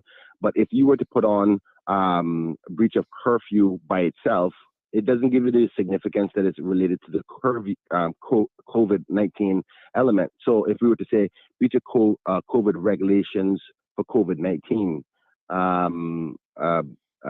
breach of curfew, that then the visa applicant or the person who is processing your visa can put the magnitude to the crime or the analysis of the magnitude of the crime in their application, because you can get a U.S. visa depending on the severity of the crime. So just because you got a criminal record, that doesn't mean the United States is going to deny you of a visa. And they do recognize that some crimes are considered to be misdemeanors, and they will still give you the visa. So that's why I'm suggesting that we put a label that is specific to COVID, as opposed to if a person was, said by the courts, listen, you can't leave your house because you get beat up somebody, and you still decided to go ahead. All right, and we have one more curfew. caller. Is there a limit in how many people we can add to call? We're gonna push the limits this morning. Hold on one second. Let's see. Oh, they just hung up. Oh, call back, madam. I would like to say one thing to Sure. Minister Brian. Hold on, Daddy. 1 second. I don't know if there's a limit to how many call. I thought at one point it was only 3-way, but look like today it's at least 4-way. Good morning, caller. Good morning, Sandra. Good morning to the minister. Good morning. Good morning to whomever else is on the phone. Morning. Minister, good morning. This is to you. I'm glad that you have brought this to the forefront. I just like to say that I'm a strong advocate for people who commit quotation, soft crimes, not to have a criminal record or even jail time, but, give them a chance and not have this put on their record, because we know once that happens, it's going to destroy their future. More than likely, 75% of these people are our young people. Whether they Caymanians or not, they're here. And if they cannot go off to school, cannot get a job, because remember, it doesn't just affect travel, it affects jobs as well, then they're going to end up becoming wards of the state. Agreed. Precisely. Bear that in mind, please. And I think that this is not a hard nut to crack. You all are where you are today because either you were forgiven for your wrongs or you didn't have any. We're all imperfect human beings. And of course, we're prone to mistakes. I have never smoked a spliff in my life, but I'm going to tell you what, I have no problem with anyone who chooses to smoke one, because I've never, ever saw it as a drug. It is a medicinal plant. If people would just educate themselves on where it came from and what it was used for, they would not put marijuana, ganja, whatever they want to call it, in the same sentence with drugs. So that to me is a simple one also. I mean, right now they have a drug court for the same purpose, to send the youngsters, for, what do they call it, counseling and so on, giving them another chance, sometimes 3 chances. I agree with that. Some people need more help, with a problem than others. Some people need that support. And without the support, they're not going to get the help that they need. So regardless of this young lady's age, I believe this is a good example to start with and assist her. If it's for the purpose of going off to school, it's getting this thing removed from her record. I don't think it could be across the board, because we might have work permit holders who this affects as well. So you're probably going to have to look at that one very differently. But as far as trying to get a visa to go off to school, I think that this person has shown that they have plans for their future. Don't let them stay here and then they end up on NAU. I thank you for listening. Oh, and let me just add, I am begging you, Minister, please look at it very, very carefully and consider it very seriously to remove this requirement for Caymanians to have to apply for approval to return home. Now, the masks are being removed, the tests are being removed, which to me is the most serious part. So I don't see any need for this approval to return home for Caymanians. And I'm talking about tourists want to come into the island. I'm talking about return Caymanians. We go away, we have to come back home. We can't go anywhere else. That's so I will listen to your comments on that one. Go ahead, Billy. Can I jump in? Yes. Well, first of all, this lady has hit a nail on the head, and I admire people like that who are able to say, yes, I have never done this, but, other people who do this should not be punished that way. Very few people sometimes are able to really analyze things that way now. The issue she has touched on, one of the issues she has touched on, it really has to do with proportionality. When you punish somebody who has gone into the criminal system, even if it's for COVID breach, you have punished them. How much more punishment do you want them to undergo, particularly when this is not something like a habitual criminal? It is unfair. It is disproportionate. Right now, in Section 19 of our Constitution, it says that, you see, all decisions of public authorities must be proportionate, Now, I'm not saying that you can seek judicial review for that, but it is a principle that should apply to criminal enforcement everywhere. You do not disproportionately punish people. And then you've got the problem that if you do that, any criminologist will tell you that you could create a criminal out of somebody, because after that now, they can't get a job because of this little thing. Then they start feeling this sense of objection and rejection in society. Their needs start to mount. Maybe they've got a child, a girlfriend, or something like that, and then they are led into crime. And then you put them in jail. They meet other criminals, and then the cycle continues. Yeah, that's a time. The second point before I let it go. Yeah, let's read very quickly. Sorry, I was just going to include some of the comments that are coming in as well. So Masu says, yes, there's nothing wrong with people who smoke a spliff now and again. I've never smoked it, but I might need medical one day. So I want to be very clear. And Denny, of course, is the marijuana expert, an amateur one. But there's quite a difference between medicinal marijuana and smoking a spliff. So I don't want us to confuse the two, folks, because they're not the same at all. And when people are involved in recreational smoking, whilst you may see nothing wrong with that, I don't want you to confuse that with medicinal marijuana. So two very, very different things.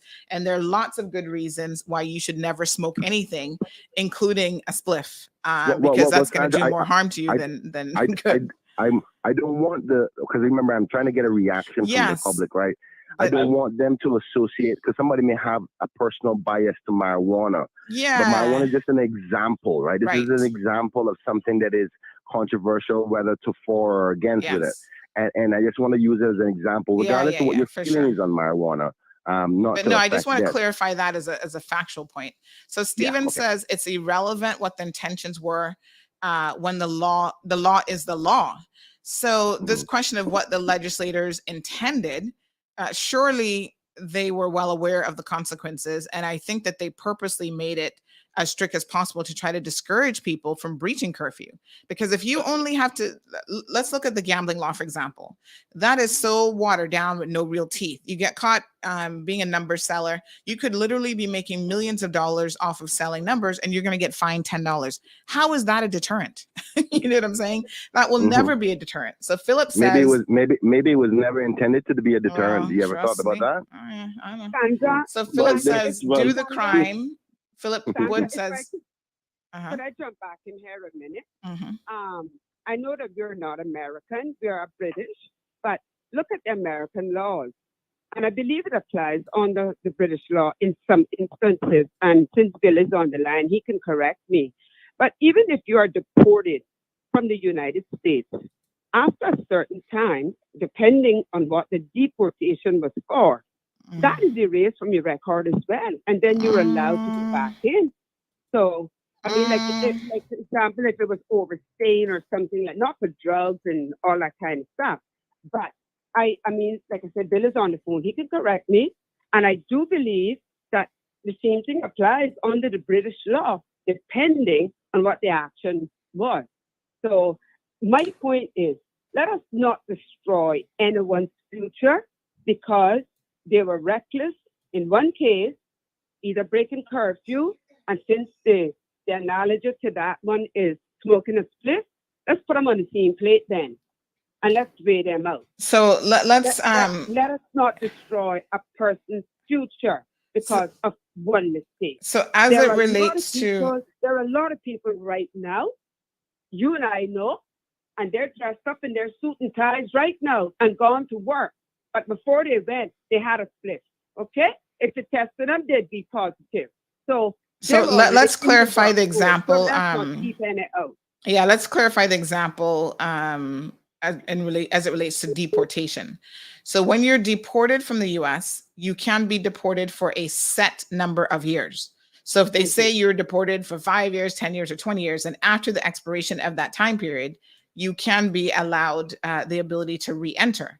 If it is a case where you are deported for life, you're not getting back in no matter what. So it depends on the nature of the offense and, you know, obviously what you were deported for. But you know that up front. So if they say you're deported for 2 years and then after that point, your removal, you could apply after your ban has essentially been lifted to come back or to go back into the U.S. So Sandra, they have different time periods. Well, that is true in Canada too, in the different places. You can be in fact they try to avoid excluding you forever. What they try to do, they look at the offense and they say, okay, 2 to 3 years and so on. But very quickly before you come in, the other thing that has to be kept in mind about this whole thing is that think of yourself, think of all of us, the things that we did when we were young. We have done dozens of things which, if we had been caught, you would have wound up with a record. I used to go to the neighbor's place and steal mangoes. If I had been caught, I would have wound up in that position. There's a guy in the States who wrote a book called Three Crimes a Day, and says that all of us commit something like 3 crimes every single day for which we could be prosecuted. I think this whole matter needs to be really looked at again to ensure that everything that is done is proportioned. That's interesting. Well, so let me leave you there. That's the piece that I had. Thank you so much.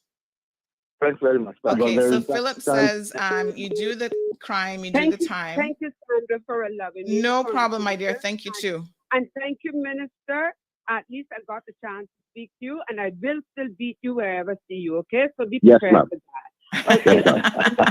Sandra, before you go on, and have a wonderful long weekend. Yes, that's right. We're coming into holiday weekend, birthday, so you all get a holiday. Yes, absolutely. Okay. All right. Thanks so much. So we have a few more comments. Yes. Okay. All right. I'll listen to the comments. I just want to make sure I answer her question that she suggested before, Ms. Arthur, about Caymanians and the removal of that document. But I'll hear the comments and then I'll respond to it. Okay. So we've got Philip who says, you do the crime, you do the time. Aren't we really hiding convictions from the USA and other countries about these individuals? Cameron says they had to know that this would have been an issue. Miss Darlene says, Sandy, what about people who don't have any desire to travel, but due to lack of some medical services in Cayman, they need to travel? It's just not a privileged situation there. Well, choices have consequences. I mean, take, for example, Miss Darlene, just to answer that and respond to that. Remember the young child who had the COVID lungs and her lungs were crystallizing, and, ARC was raising money to be able to send her off to the US. Well, one of the things ARC either didn't know or didn't say is that the child had no right to enter the US. So she had no visa. Neither of her parents had a visa to be able to get into the US.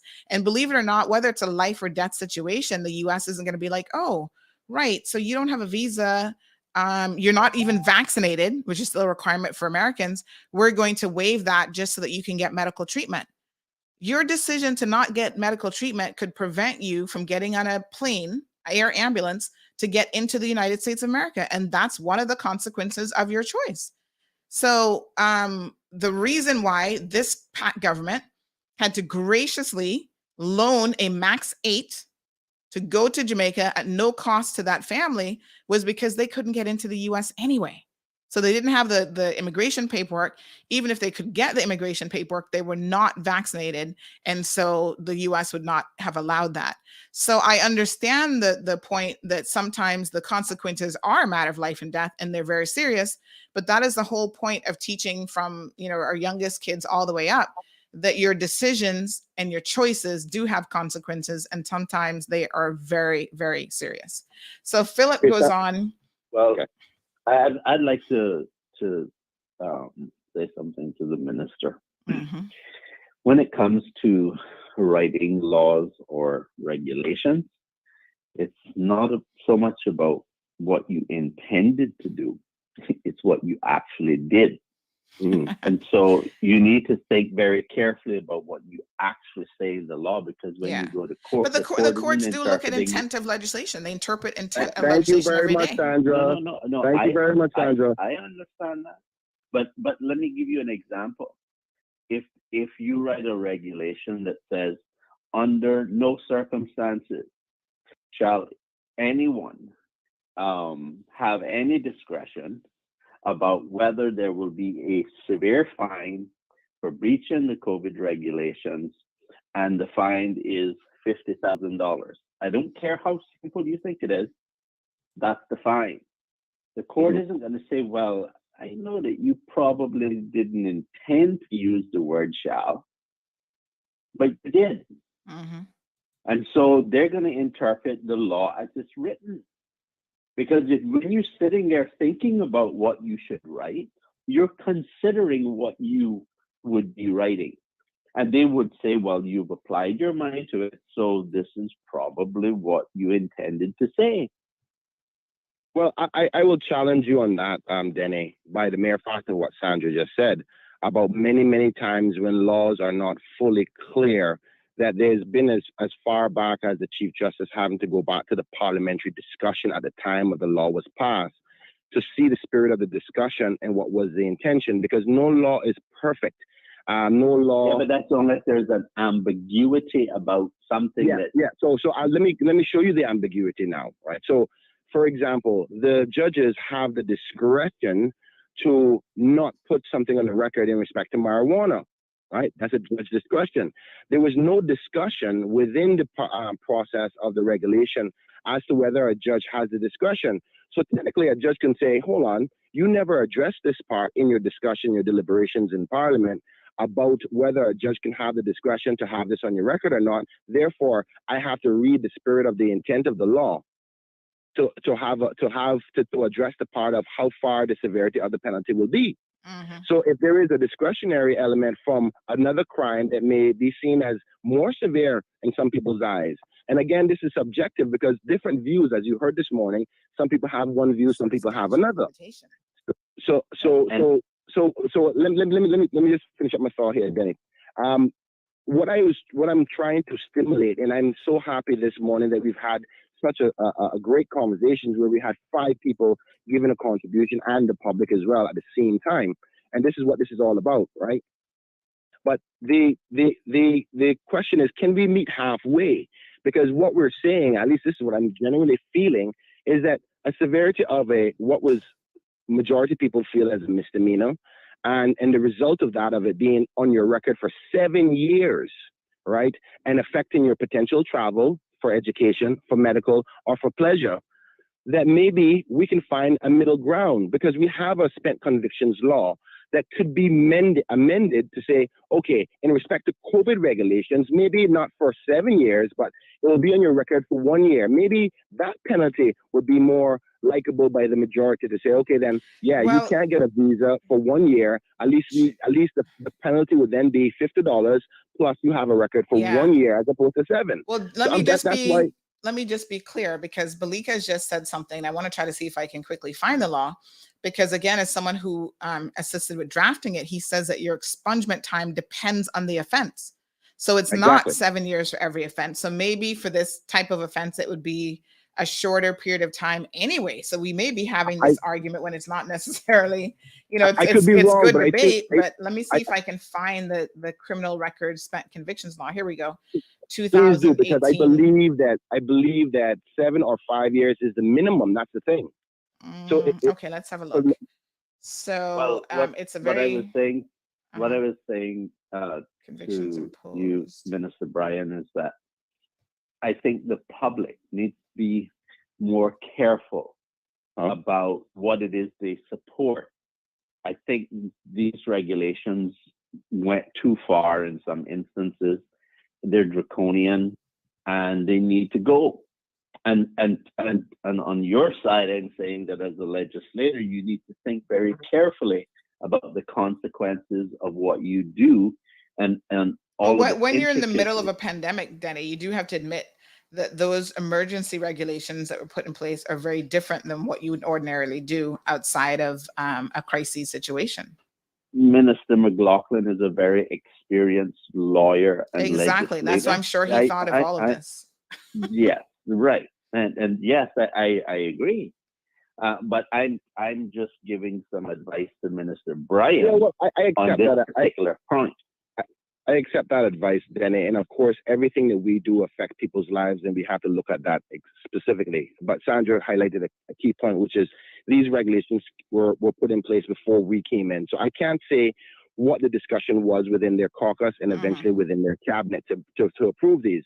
But I can say with hindsight now that if that was to ever come up, those discussions on the effect Now, on somebody's life listen to this, afterwards Minister. would be considered. Yeah. Go ahead, Sandra. This is interesting. I mean, I've actually never looked at this particular piece of legislation, and this is why every day I say to people in this program, it's so important to really educate yourself on these things, because my goodness, what I have just discovered here is that now if I can, I try to grab the screen over and somehow I've lost it in between screens, but there is actually an option here, believe it or not, to, oh, hold on one second.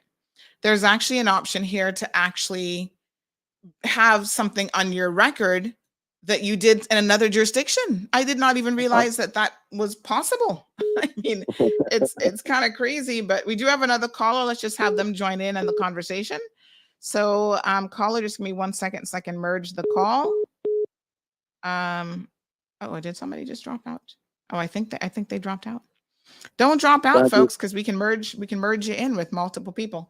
So that's interesting. Sandra, before we get lost in things, Ms. Archer highlighted a very key question, and I want to answer it because it was put to me as minister. She said that, can we please do away with the travel requirement for Cayman traveling? And I think that it's important to highlight that the regulations have done that in respect to having to be vaccinated, but you still have to get the document in order to travel. Now, I know that still seems like a hurdle. I tried my best to negotiate with my colleagues, but it is a democracy, and therefore you can't. We got what we've got, right? That was the justification for keeping it. Hold on for a second. So what we've released is that Caymanians don't have to be vaccinated. Can you hear me? Yes. Okay, so Caymanians or permanent residents don't have to be vaccinated. But the problem you better be vaccinated if you're going to the U.S., though, just to make sure you know. So I don't want people going over there and saying that they didn't know because Cayman changed it. Well, wherever they're, very good point. Thank you so much, Sandra, for highlighting that. It's your responsibility when you're traveling to find out what your requirements are for any jurisdiction. Exactly. But my point is this, right? Though we have taken away that requirement for Caymanians to be vaccinated in order to have or to not have to do the 7-day requirement for quarantine, we had to still mandate that they got the document. And here's why. When a traveler is coming to the Cayman Islands, you got to be able to be distinguished into the various different categories. And for Caymanians and permanent residents, and you have a category for visitors, whether that be tourists or first-time work permit holders, for example. But in order for you to get the privilege of no quarantine, which is what we're changing, you have to be questioned to establish that position, and that's what the document is for. All right, so we do have, I want to make sure that whoever's on the call that you silence your radio. So we have 2 additional callers, guys, that have just dropped back in. I'm trying to bust back in. Am I back in? Yep, you're on the call. Okay, yeah, I'm sorry I had to call back in, but it's just the discussion. I think you asked a few questions. If you look at the table, it is Schedule 3 of the Criminal Record Spent Convictions Law. Schedule 3 gives you the crime-free period in relation to sentences. So you will see there that a lot of offenses you have to be crime-free for 7 years. There are some offenses you have to be crime-free for 5 years, and others as little as 2.5 years, particularly if you are a juvenile. So, so in light of that, what Minister Bryan is saying, and I agree with him that there is need to go back to the law, particularly this table and so on, to say, look, is this too stringent? Are we trying to ask for a crime-free period which is too long? Are we the consequences, like too severe? And I really think that there's need to do that. But you see, having worked in legislation for a long time, I know that a lot of times people, once they get a table like this, they start conceptualizing the idea that people must be forgiven. Then they'll find it much easier maybe now or maybe in 2 to 3 years to say, okay, we've been doing this now for about 4 or 5 years. Perhaps we can go ahead and be more lenient. When we were doing this, a lot of people were saying, no, some of these should be 10 years and so on and so forth. but there had to be compromises made. But I think we need to keep moving towards refining it to ensure that people are not being overly punished. Let me say something about what Benny was talking about, the intention of the legislation. That's a very complex issue. And Sandra, having studied law, you know that it is complex. Because the intention of legislation, it is usually talked about. Yes, what was the intention of Parliament? But first and foremost, the intention of legislation is to be gleaned from the words that are used. Now, you can't take parliamentary debates or a commission law report, what they said, to override the words. The words are the ones that you are interpreting. However, if they are a little bit vague, you are supposed to be, in fact, even if they are not vague, you are supposed to read them in their entire context. But particularly if they are vague, then you try to say, well, what did they mean here? You know, they could have meant 2 or 3 things, but which one did they have in mind?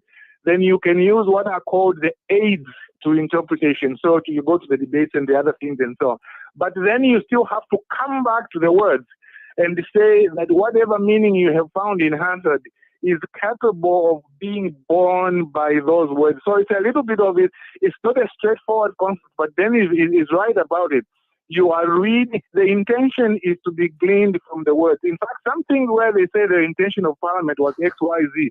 The Parliament may never even have thought of it. They may never have thought of that particular case. In fact, a lot of times, not to get into a lecture here, but in 20 seconds, a lot of times the cases that actually do go to court are usually complex. They are usually about. That's why they didn't make a very fair provision. So all you try to do is to say what could have been their intention, but you try to stay with the words. Now we do have another caller who has joined the program more than once. So caller, thanks for your patience. You've got some comments this morning. Hi, good morning, Sandy. Good morning, hon. How are you? I'm good. Yeah, I just have a comment actually in relation to the table that the other caller is speaking about in the spent convictions law. And in particular, the area about fines, because wherever there's a conviction that calls for a fine, it doesn't give like any parameters. For example, a $25 fine for a conviction is going to give you a 5 years of a time spent period, because it doesn't say convictions up to a $100 fine, 1 year, 2 years. If you have a $25 fine, that is going to stay on your police clearance. So all fines are for up to 5 years. Wow. Yeah. What section of the I'm having a look here at the law. What section of the law speaks to that? Do you know offhand? It's the table that the gentleman mentioned. Just the table, like item 6 on the table. Yes. Yeah. Got it. So there are a lot of people facing issues right now where they had so much as a $25 fine for, say, not appearing in court or so forth, and not able to get jobs on the island, or not able to get jobs. So let me, I'm going to share this. And those are the things, Yeah, I want to share this for, let me just pull this over so I can share this with our viewers here on the program, because of course, again, this is all about educating people, because listen, if we don't know something, we don't know it, you know. And these are the types of things I think that are very, very important. So thank you, caller, for bringing this to our attention. So there is a schedule, as she has mentioned. I was just having a perusal here of the law. So there actually is a schedule in here, Schedule 3, which is on page 31 of 36 of this law. So for our listeners who are viewing the show online, let me just share this with you. So this is what she's speaking of. So this schedule actually speaks to the crime-free periods in relation to sentences. So there's some that you get no expungement for. So if you get a sentence of life imprisonment, a sentence exceeding 5 years, the expungement or crime-free period is 15 years, but subject to the approval of the board. So again, it still has to go through a process. A sentence of imprisonment for a term exceeding 3 years, but not exceeding 5 years, is 10 years that's going to stay on your record. So her point is, as it relates to fines, which I think is so interesting. So even a sentence for probation gets you 5 years, folks. So a fine, which is our community service too, I think, is there for about 5 years. 5 years just have so section 6 is 9 and fine is 6. So section 6 is a fine or any community-based and order. Item 9, yeah. My thoughts are, speaking of intention of law, I'm sure the intention of this law was to make the time spent period proportionate to the sentence that was given for the conviction. However, 5 years for say a 25, and I know of cases like this, a $25 fine, a $25 fine sitting on individuals' police clearance for whatever the conviction was for 5 years. That's not proportionate. Exactly. Yeah, But under item 6, a fine under item or any 6 community-based of the order. schedule, for an adult, and even a juvenile, 2.5 years. 2.5 years for juveniles. Yeah. Boy, y'all better know, folks. That's why I see people in court every single day, and they're like, "Oh, Miss Sandy, I'm not here for anything major." Well, if I can step in for a second, I thank so much. I don't know who that last caller is that called in, but thank you so much for giving your contribution. Absolutely. But that's why it's so important that we speak. And I know that I'm not your traditional politician, and I may be stupid sometimes to call into the show and expose myself. But this dialogue right now that is happening is so essential to representation, because now I'm hearing real life people's views and thoughts, because I'm a lawmaker on your behalf. I'm legislating for you, and getting the feedback from you on how you feel about matters, because many times we as politicians, we just go and say what we feel or what we think. And I think we need to talk to our people more and have discussions like this, because it's so important this morning. Because what I'm feeling and what I'm hearing, even as we analyze the in-depth of the law, what it says, what it means, some people may not even recognize the significance of this table and the proportionality of it. And now I think that it is, and how it impacts people's lives. So I believe this morning, the listeners can say to their legislators, my colleagues, to say, guys, maybe you should reconsider that, and maybe you can come up with something that's more proportionate. Not saying go away with it, because at the end of the day, you're right. You have to abide by the law. The law is there for a reason, and we have to do that. But it has to be proportionate. So I'm so glad for this conversation this morning. I really, really am. And thank you, Sandra, and the callers for it, because it gives me the opportunity to justifiably go into my colleagues and say, guys, can we reconsider this? Because the truth is, a $25 fine that potentially negatively affects somebody's life for 5 years, I don't think that is really, really, really fair. And that's not the attitude of the public, I don't think. Unless the public wants to send more comments onto Kim and Mara Road and say, no, I think it should be super strict. Listen to this. This is quite interesting. So Schedule 4 says persons who must disclose expunged criminal records. So even after you've had a criminal record expunged, if you fall into any of these professions, an attorney at law, certified or chartered accountant, a dentist, medical practitioner, a midwife, an obstetrician, yes? Am I saying that right? Obstetrician,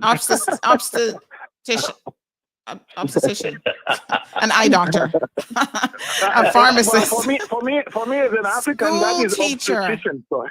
Yeah, a school teacher, a registered nurse, veterinary surgeon, any profession which can be practiced only by being licensed under a law.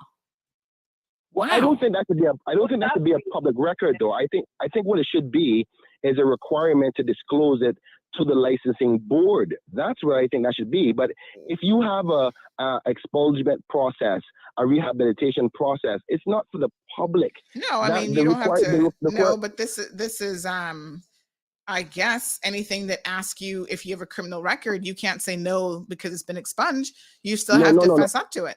Exactly, Sandy, you're 100% right. Yes, you're 100% right. Because there's something in the law. Sorry, go on. Sorry. What I was just suggesting is that everybody has to be given the second chance.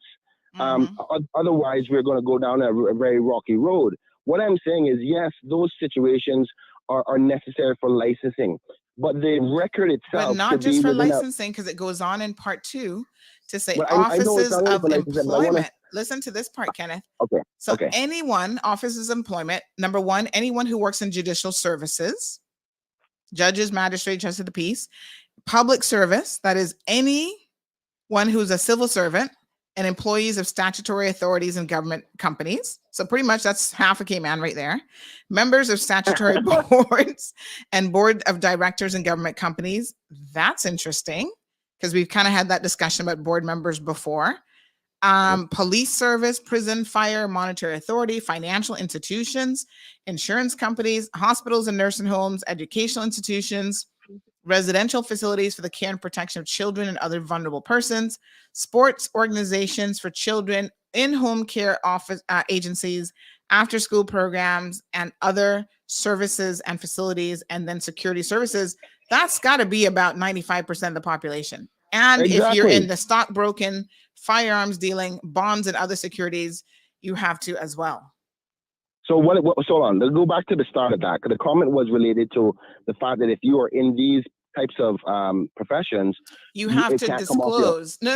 Disclose. You have to. You must disclose expunged criminal that's records. Different. That's different. You have to disclose that. Yes. And I think there should be a right, because a police record. So what would be the point of expunging? But think about this, right? From the perspective of one of the reasons why you want it expunged is that you don't have to disclose it.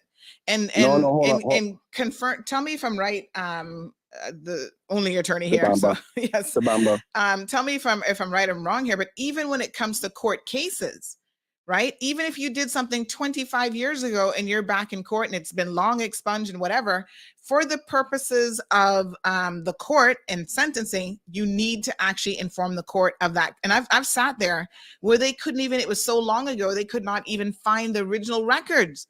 And the court says, well, we need to know, because that will be taken into consideration. Yeah, you're right. There is another section within here which says, which speaks to precisely what you're talking about, Sandy. It says something like, whenever somebody is appearing as a witness in a case, if they are asked, have you ever been convicted of a criminal offense? If that offense has been expunged, you can say no. Okay? You can say no. But if you are one of these categories of this, if they ask you whether you've ever been convicted and so on, it is your duty to say, yes, I was, even if it was 10, 20, 15 years ago. So there's that big distinction. So in other words, us as lawyers, we are supposed to be supervised even more because we are supposed to be bigger crooks, I guess, But well, apparently everybody, lawyers, doctors, civil servants. Sandra, I want to highlight a distinction here, though. The difference between a public record and a private record in respect to disclosure. So that discussion of disclosure would be done in private, for example, for employment purposes, because I would agree with that legislation, that part of the legislation that suggests, say, for example, somebody who deals with kids and you are known for molestation. Of course, I want to know your background. And of course, speaking to that point, Stephen says, if Mr. Bryan is looking to amend the law to be proportionate, then make the rapists and child molesters be proportionate as well.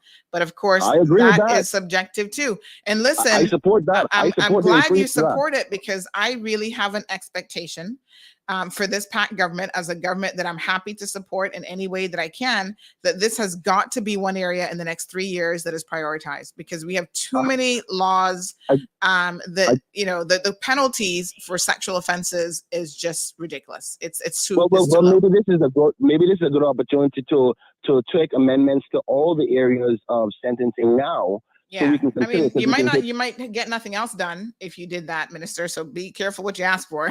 But I think that's fine with me. I represent my people. I do think this particular one, and I want to segue the conversation a little bit here, because this is days after we saw yesterday, for example, that in the United States of America, what's his name? R. Kelly got a 30-year sentence for his offenses, which to me is still too low. It should have been more like a life sentence, really, for the things that he did. But Ghislaine Maxwell, I think just saying whatever the heck her name is, she got 20 years as someone who was basically aiding and abetting in providing young victims to her boyfriend and sometimes, millionaire friend. And so those types of sentences are more in line with what, communities like to see. In Cayman, it is just ridiculous that someone can sexually molest or assault a child and look at months in jail. And multiple people who repeat offenders as well get little to nothing because of the sentencing guidelines being what they are for those particular type of offenses. So I really hope that this government, I get it, we're in, financially challenging times, but I really hope that this particular issue becomes a priority for this government as well. Well, I give you this commitment that I'll definitely bring it up, because I'm going to bring it up in respect to the COVID regs anyway, to say maybe it's time for us to do an analysis of this All right, we have another caller who wants to jump in, so just 1 second. I don't know about you guys, but I love this 3 and 4 way and 5 way feature. Morning, caller. Good morning. Just saying, Ghislaine Maxwell. How does she pronounce the first name? Ghislaine. Ghislaine. Thank you, honey. Yeah, I can from never the remember. International Press, Maxwell. Yeah. And as far as I'm concerned, it wasn't she wasn't delivering groceries only. I do believe for the length of time it's alleged that she was into this fix. It was some gratification, self-gratification as well. It just looks so smirky across the globe if from a human point of view. And yes, Miss Sandra, I always hear you talking about a registry. I do believe we need one. And Minister, make the mention, it's high time now. Thank you. Thank you so much. Really appreciate that. Sandra, I'm going to have to go and leave you, sir. but I just want to say thank you so much to allowing me. We went totally off script here. It's supposed to be 5 minutes, and it's over an hour. Yes. So I appreciate you recognizing the significance of this, and remembering the discussion was specific to the COVID regulations and the breach of curfew, which ultimately had a fine of $50. And ultimately, this person, an example of a person, have a police record now and affecting their travel opportunities for school and the like. So I think that they even though we went into marijuana, went into different types of crimes and the proportionality of different types of crimes, I was going back specific to that. And I think the general consensus, at least more than 50%, is that that's not fair and proportionate for them to have a police record for that long. One question for you before you leave from a viewer. They said maybe you can help with clarification with the COVID regulations. Apparently, airlines and individuals are fined $1,000 if they arrive without a travel certificate. Can you confirm this with the minister?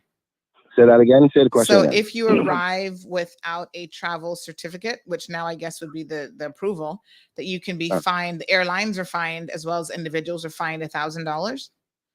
Well, yes. If you don't have the necessary documents to enter into the country, the airlines could be fined up to $50,000.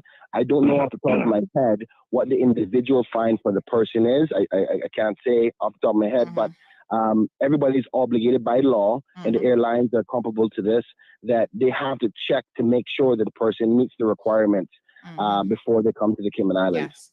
And this is serious business, folks, because not just for that, but any rules are in place for airlines.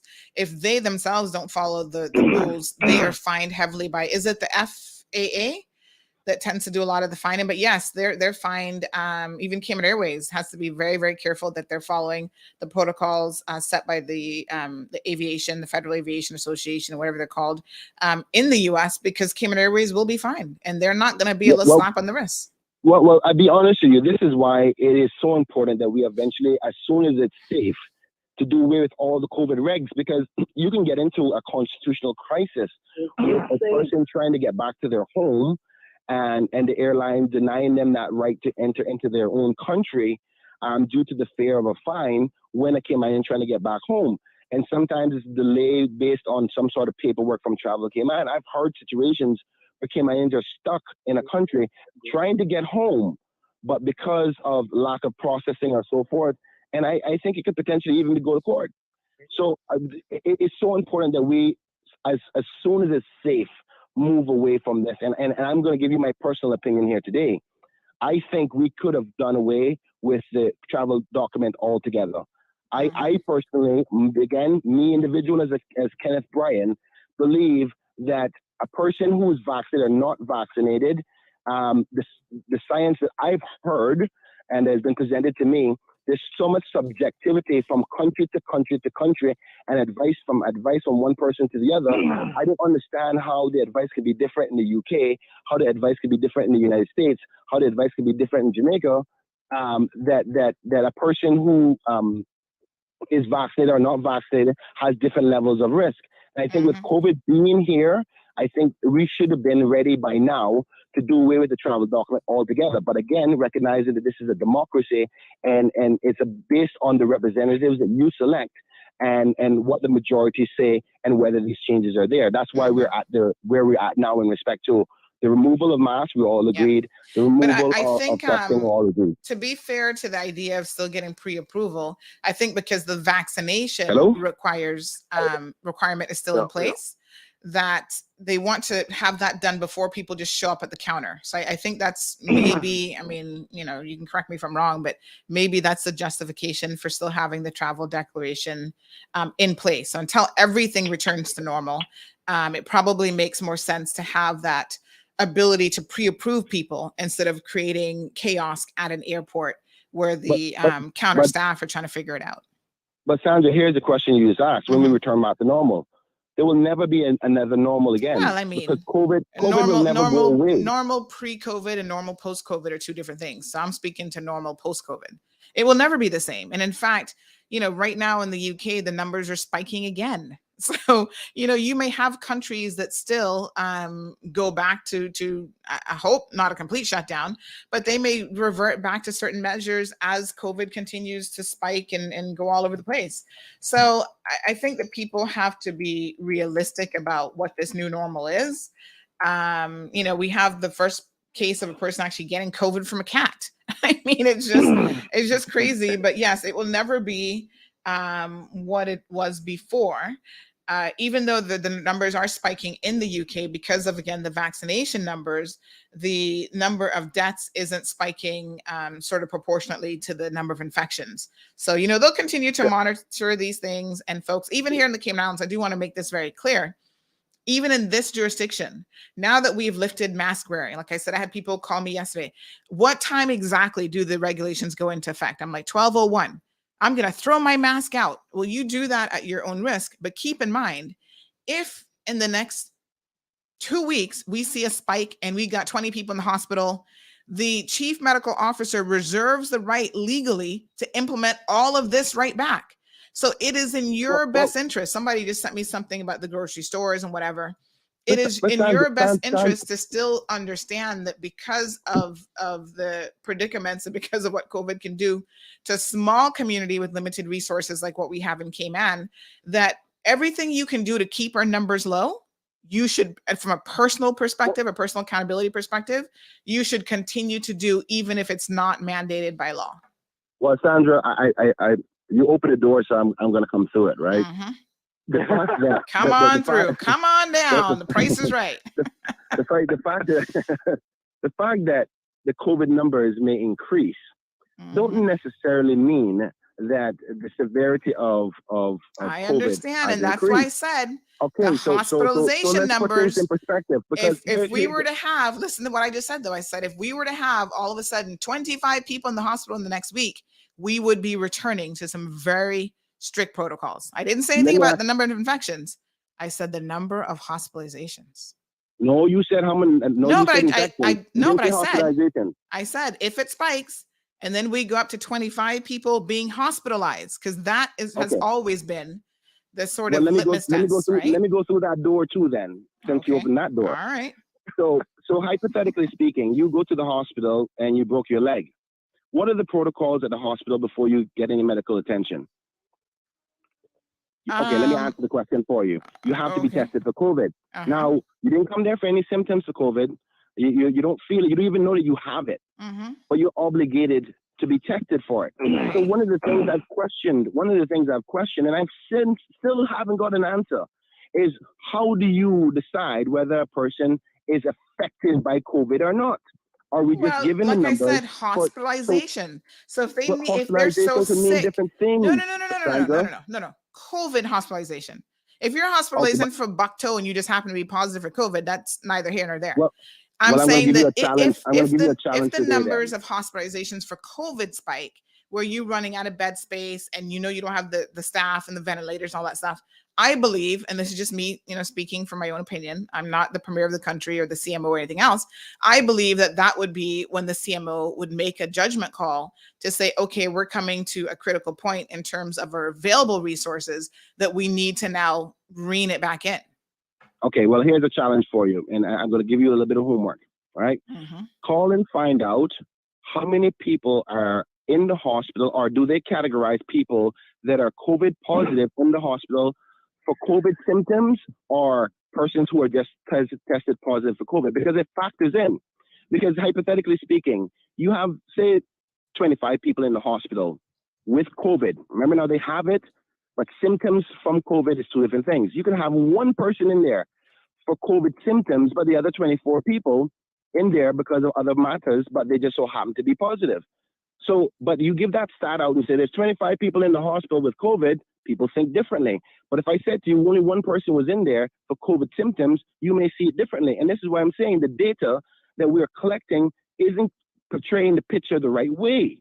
And in order for us as a society to make the decision on whether something is safe or not safe, whether we should change these regulations or not. And the people should be given all the facts and information in order for us to get back to normal.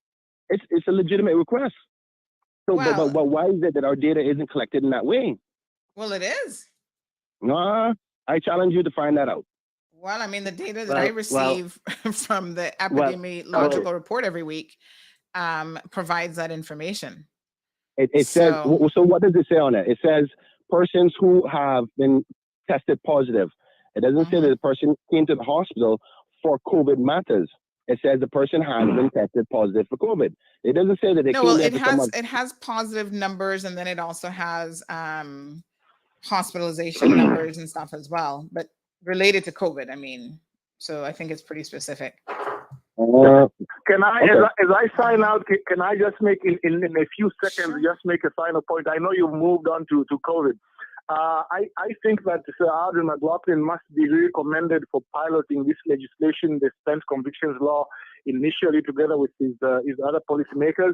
I know he was very passionate about ensuring that some of the young people who had been found with a spliff, 10, 20 years ago should not continue to suffer. But at the same time, he was very strong that real criminals and so on should not get, early expungement. And so I think that he must be commended for that. But I think there is clearly a need to be able to refine this. And then finally, the reason why there is that schedule, the one that covers attorneys at law and doctors and so on, there are stricter rules in relation to that. That's the way it is in Canada, in the UK, because you have to protect the public.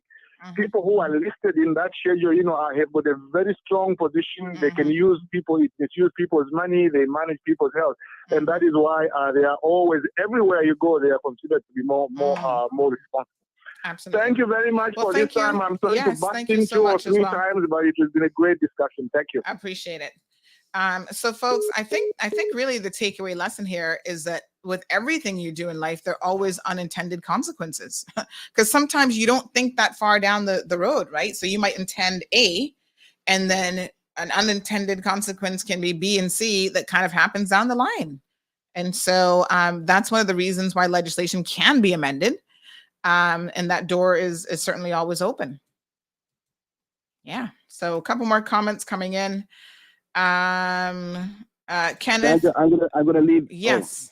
Mary says, thank you, Kenneth. I appreciate a lot that you have said this morning. She says the new regulations are that Caymanians and residents do not need to quarantine or test to return home. So why are we still needing the approved declaration? Well, what you should ask yourself, Mary, is when you go into the US, why are you still filling out their declaration form? Because they still require it. So you're going to have to do it. Even if we were to drop it, you're still going to have to do at least one leg of your trip in any event, because they, despite removing the PCR test, you still have paperwork for them that you have to fill out because you still have to be vaccinated. Very good point, Sandra. That's a good point. I never thought about it that way, but that's a good point. Listen, it is what it is. And in life, there are always processes that you have to follow. Just like when you go into, even before COVID, when you go into America, you had to fill out a form, where you coming from, whatever, you have to stand in front of a customs officer, whether you want to or not. Listen, I think one of the things, Kenneth, that we need to make people understand in life, and somebody else on WhatsApp was saying this, we all live in a society that is governed by rules and regulations. We might not like them all, but this is what one person said. If you cannot follow the rules in your own country, chances are that if you're filling it out in another country, they're predisposed to antisocial, anti-establishment behavior. So people need to. I don't accept that. I'm sorry. Well, let me just say, though the law can be made, The laws are broken every single day. You heard what Samantha said? This is the problem. 3 times a day. Because people have no, yeah, but Kenneth, that's exactly the problem I'm going to speak to, is that people have no respect for law and order, generally speaking. No, I don't agree with that. I don't think that's the truth. I think the behavior, and even what he said that most people break the law 3 times a day, speaks exactly to that. That we as a community, and don't think that it doesn't have unintended consequences and it doesn't lead to further criminality, because I think it does. When you grow up in a household and environment where you have no boundaries and you have no rules and regulations and you do what you want, when you go out beyond your home, you feel like that is the case as well. And I personally think that one of the things that we need to be, the messages we should be sending to young people is, listen, one of the reasons why a society works is because there are rules, boundaries, and limitations, right? I agree. I can't do whatever I feel like. Just like on this program, there's lots of things that I would really like to say, and I have to think about how to say it and coach it in a different way. And so anything in life, you work for yourself, there are going to be boundaries, rules, and regulations. But that's you work for somebody else. Nobody's not suggesting that we shouldn't follow the rules. But no, whenever but I think whenever you challenge those rules or say they need to be changed, and here from the common law perspective has been established, we have forever been amending. Mm-hmm. Whenever there is a challenge to the law, there seems to be this notion that, oh, you need to follow the law, don't challenge it. No. That's not what I'm saying at all. And I think anyone who knows me knows that if something needs to be challenged, it needs to be challenged. I'm saying that, that's all we're saying. We're not saying that we're encouraging young people not to follow the law. But there is, for example, but just as a general, let me say this. Let me put something controversial out there. Mm-hmm. We had the same-sex marriage issue, right? Many people believe that it shouldn't be allowed, right? Mm-hmm. And people got together and they lobbied and they said, no, this isn't right. We're going to change it. Nobody questioned that. But anytime there's anything else and people want to challenge it, of course people question that. Hold on, back up. That has been the only thing that some people have challenged and questioned in this community. They've not spoke out on any other issue. They've never spoken out on child abuse or anything else that's happening, but on the LGBTQ plus issue and same-sex issue, they were up in arms. So people did challenge that. And despite them challenging it, the governor still pushed it through. Well, so it wasn't that it wasn't challenged. So I think that's maybe not the best example, because I do believe that was challenged. But listen, this is kind of what the judges say when people come before them, right? Because a lot of young people are like, Your Honor, I want to be able to smoke my spliff because I believe. And the judge says, listen, this is what it is. As long as this remains illegal in this country, there will be consequences for your actions.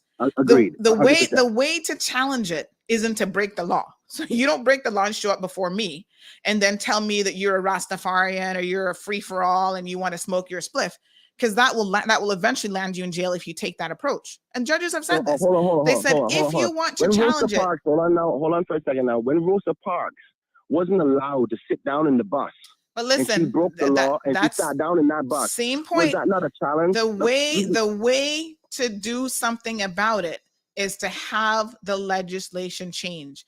Rosa Parks could have sat there for 50 years, but until the government made it a federal offense, that separate but equal cannot be the law in the United States of America, until that court case from the Supreme Court was handed down, Rosa Parks could protest all she wanted. Yes, her protest kicked off, as well as the protests of many others, kicked off the fact that this isn't right? But if it's the law and you're trying to break the law, now listen, you can break the law as a form of protest. But when you end up before a judge in this country and many other countries, they will say this isn't the way you go about challenging it. No, I agree with you on that. I'm just saying that sometimes. And I'm going to have a protest right now if I can't get a word in. Good. And what I'd like to say is that just because you have to fill out certain forms to get into America regarding COVID doesn't mean it has to be the law here. We can abolish it here, even though you still have to do it for America.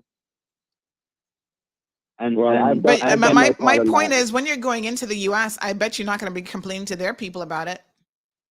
I'm just saying. Well, there's Americans they're going to be like, excuse me, Go up to the immigration officer and complain but to them about the process, and they're going to be like, "You want to get back on the plane?" But Mr. Bryan's issue is not about American legislation; it's about Cayman regulation.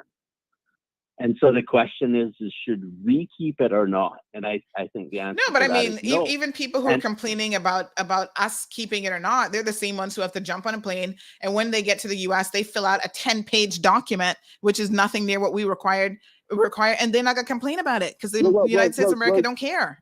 Let me put a reality here. Let me put a reality, Sandra and Denny. Right?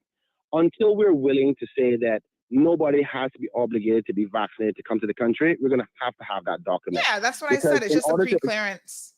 In order to establish one person, you have to be able to assess everybody.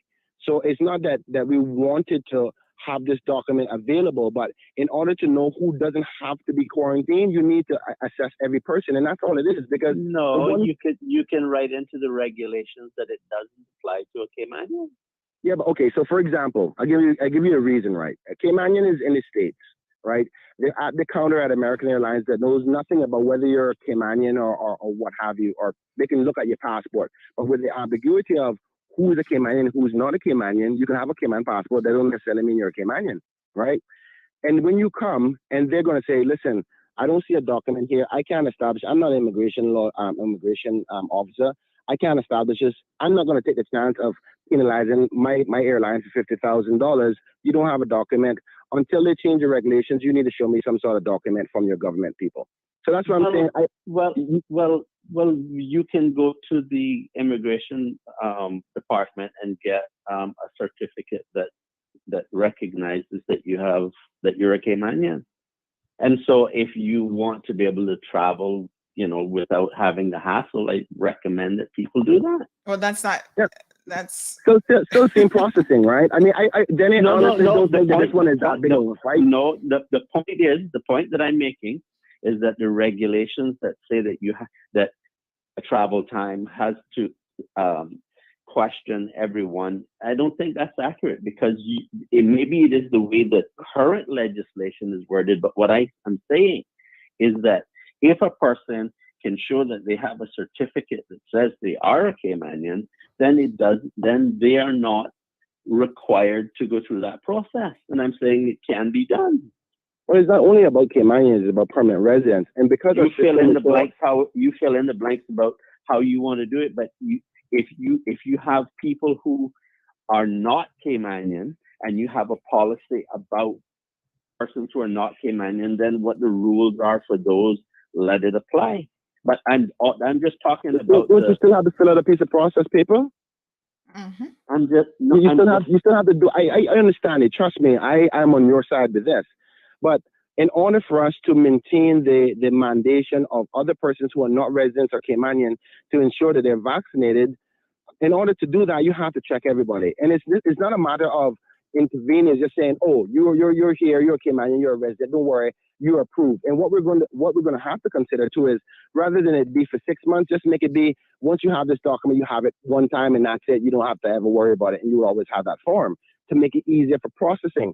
But until we are ready to say nobody has to have the requirement for vaccination, travel Cayman will always be relevant.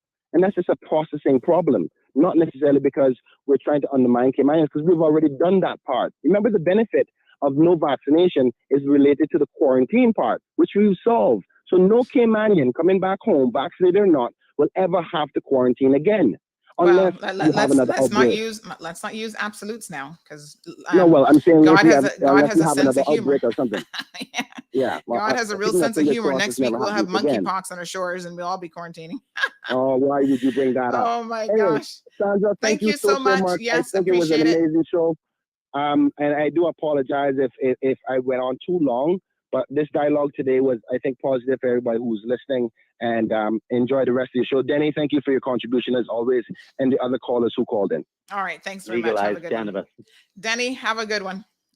All right, take care. So Soka's here. She says, I can understand the TC for visitors to see if their vaccine is WHO approved, but for people who live in Cayman who left vaccinated, why do they have to prove by way of a TC that they're still vaccinated? I'm baffled by this. And the TC travel certificate, that's what that stands for returning Caymanians and residents.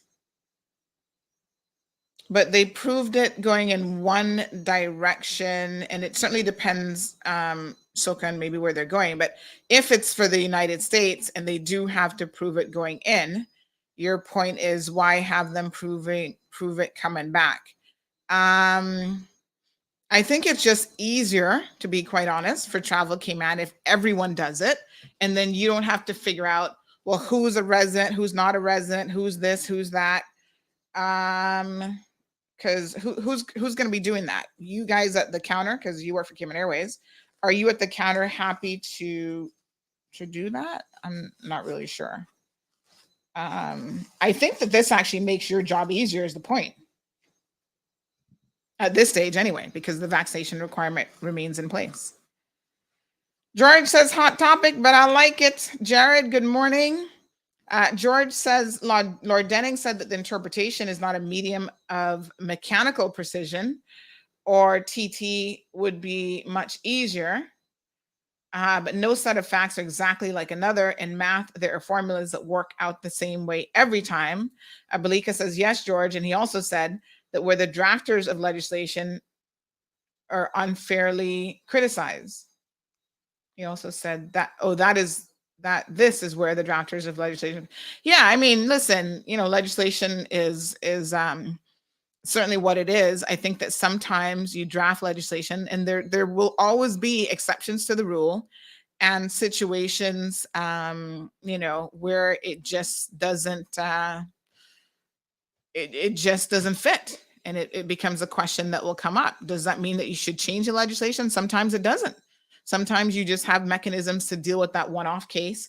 Take, for example, in the US, there is 2 strikes and you're out, or if you're found, if you're a foreign national and you're convicted of what's categorized as a felony offense, you will be deported. And there have been people who've been deported who've lived their entire lives in the US, and they're like, oh, but this wasn't really that bad of a crime. Yes, it was categorized as a felony, but it's really not that bad. And the US government says, too bad. There will be those people who they're not often a whole lot of people, but there will also always be those fringe cases that get caught up because they're trying to deal with an issue. They put legislation in place. 99% of the people who are intended to be caught by the legislation are caught. And then you've got that 1% over here in the corner, the unintended 1% that also get caught, and they will not change the legislation to protect the 1%. They will say, well, unintended consequences, it is what it is. Other times, they will leave some room for discretionary power. That's why judges in particular hate to have their hands tied or bound by minimum sentences. Not minimum sentences, but is that the right word that I'm looking for? Balika, help me out. Not a minimum sentence, but a mandatory sentence. So, for example, for gun offenses, there could be a situation where a 10-year sentence does not fit the bill. And so there's always that level of discretion, exceptional circumstances that is built in. But then you can see where the argument is made, and we see it all the time. People come from overseas, they had weapons and the shipment from their homes, whatever. And our judges apply their discretionary powers to those individuals and essentially give them a bly for a firearm offense. And if you were a Caymanian resident in this country, you would not get that bly. Every single case of a visitor, or even the one guy in the BRAC who's building the $1 million house, right? He has all sorts of ammunition and weapons found in the possession of his containers. He's not sitting in jail for 7 or 10 years. He was considered an exceptional case. Why? So you see how discretion, just like everything else, can be a double-edged sword. What a mess. So it is what it is, folks. All right, well, today is the 30th of June. You guys are excited about travel regulations. So the grocery stores have decided, folks, that it is optional for you to wear masks in their establishments. There are some places that you will still have to wear your mask. So make sure that you know the law. This is important. Don't be riding up in the hospital demanding to not wear a mask because you will have to wear a mask. And so it is important, I think, that when we go into situations, because oftentimes the courts don't care whether you had, especially with these type of strict liability offenses, just like curfew, they don't care what your excuse was and whether you knew that you were breaking the law or, you had some fancy excuse. One person, a child had died and they were stressed out and they needed to go from one place. Listen, it's strict liability. You either breached curfew or you didn't breach curfew. The reason why you did it is in most cases not here nor there, because everybody has a reason for why they breach laws. Every single law. I've never sat in court and heard someone who didn't have a reason. They all have reasons. So it is what it is. So Denny says, yay, no mask. So we are certainly taking baby steps, and we will see how this works out. So everyone, I think, will be watching the numbers. Again, not so much the infection numbers, although that might be a smaller number to watch, but the hospitalization numbers, we will all be keeping an eye on to see at this stage how much of a difference it actually makes. Summer, the kids are out. So some of you I know are looking at a bunch of options as it relates to summer. We're going to talk about some of that tomorrow, because I want to make sure that you're picking summer camps, not just based on the price tag that is attached to them, but also based on the child safeguarding policies that are actually in place. So folks, thank you for tuning in. Have a fantastic day. Tomorrow's Friday. We'll be back 7:30 a.m. See you then. Thank you for tuning in to another episode of The Cold Hard Truth on Bobo 89.1 FM.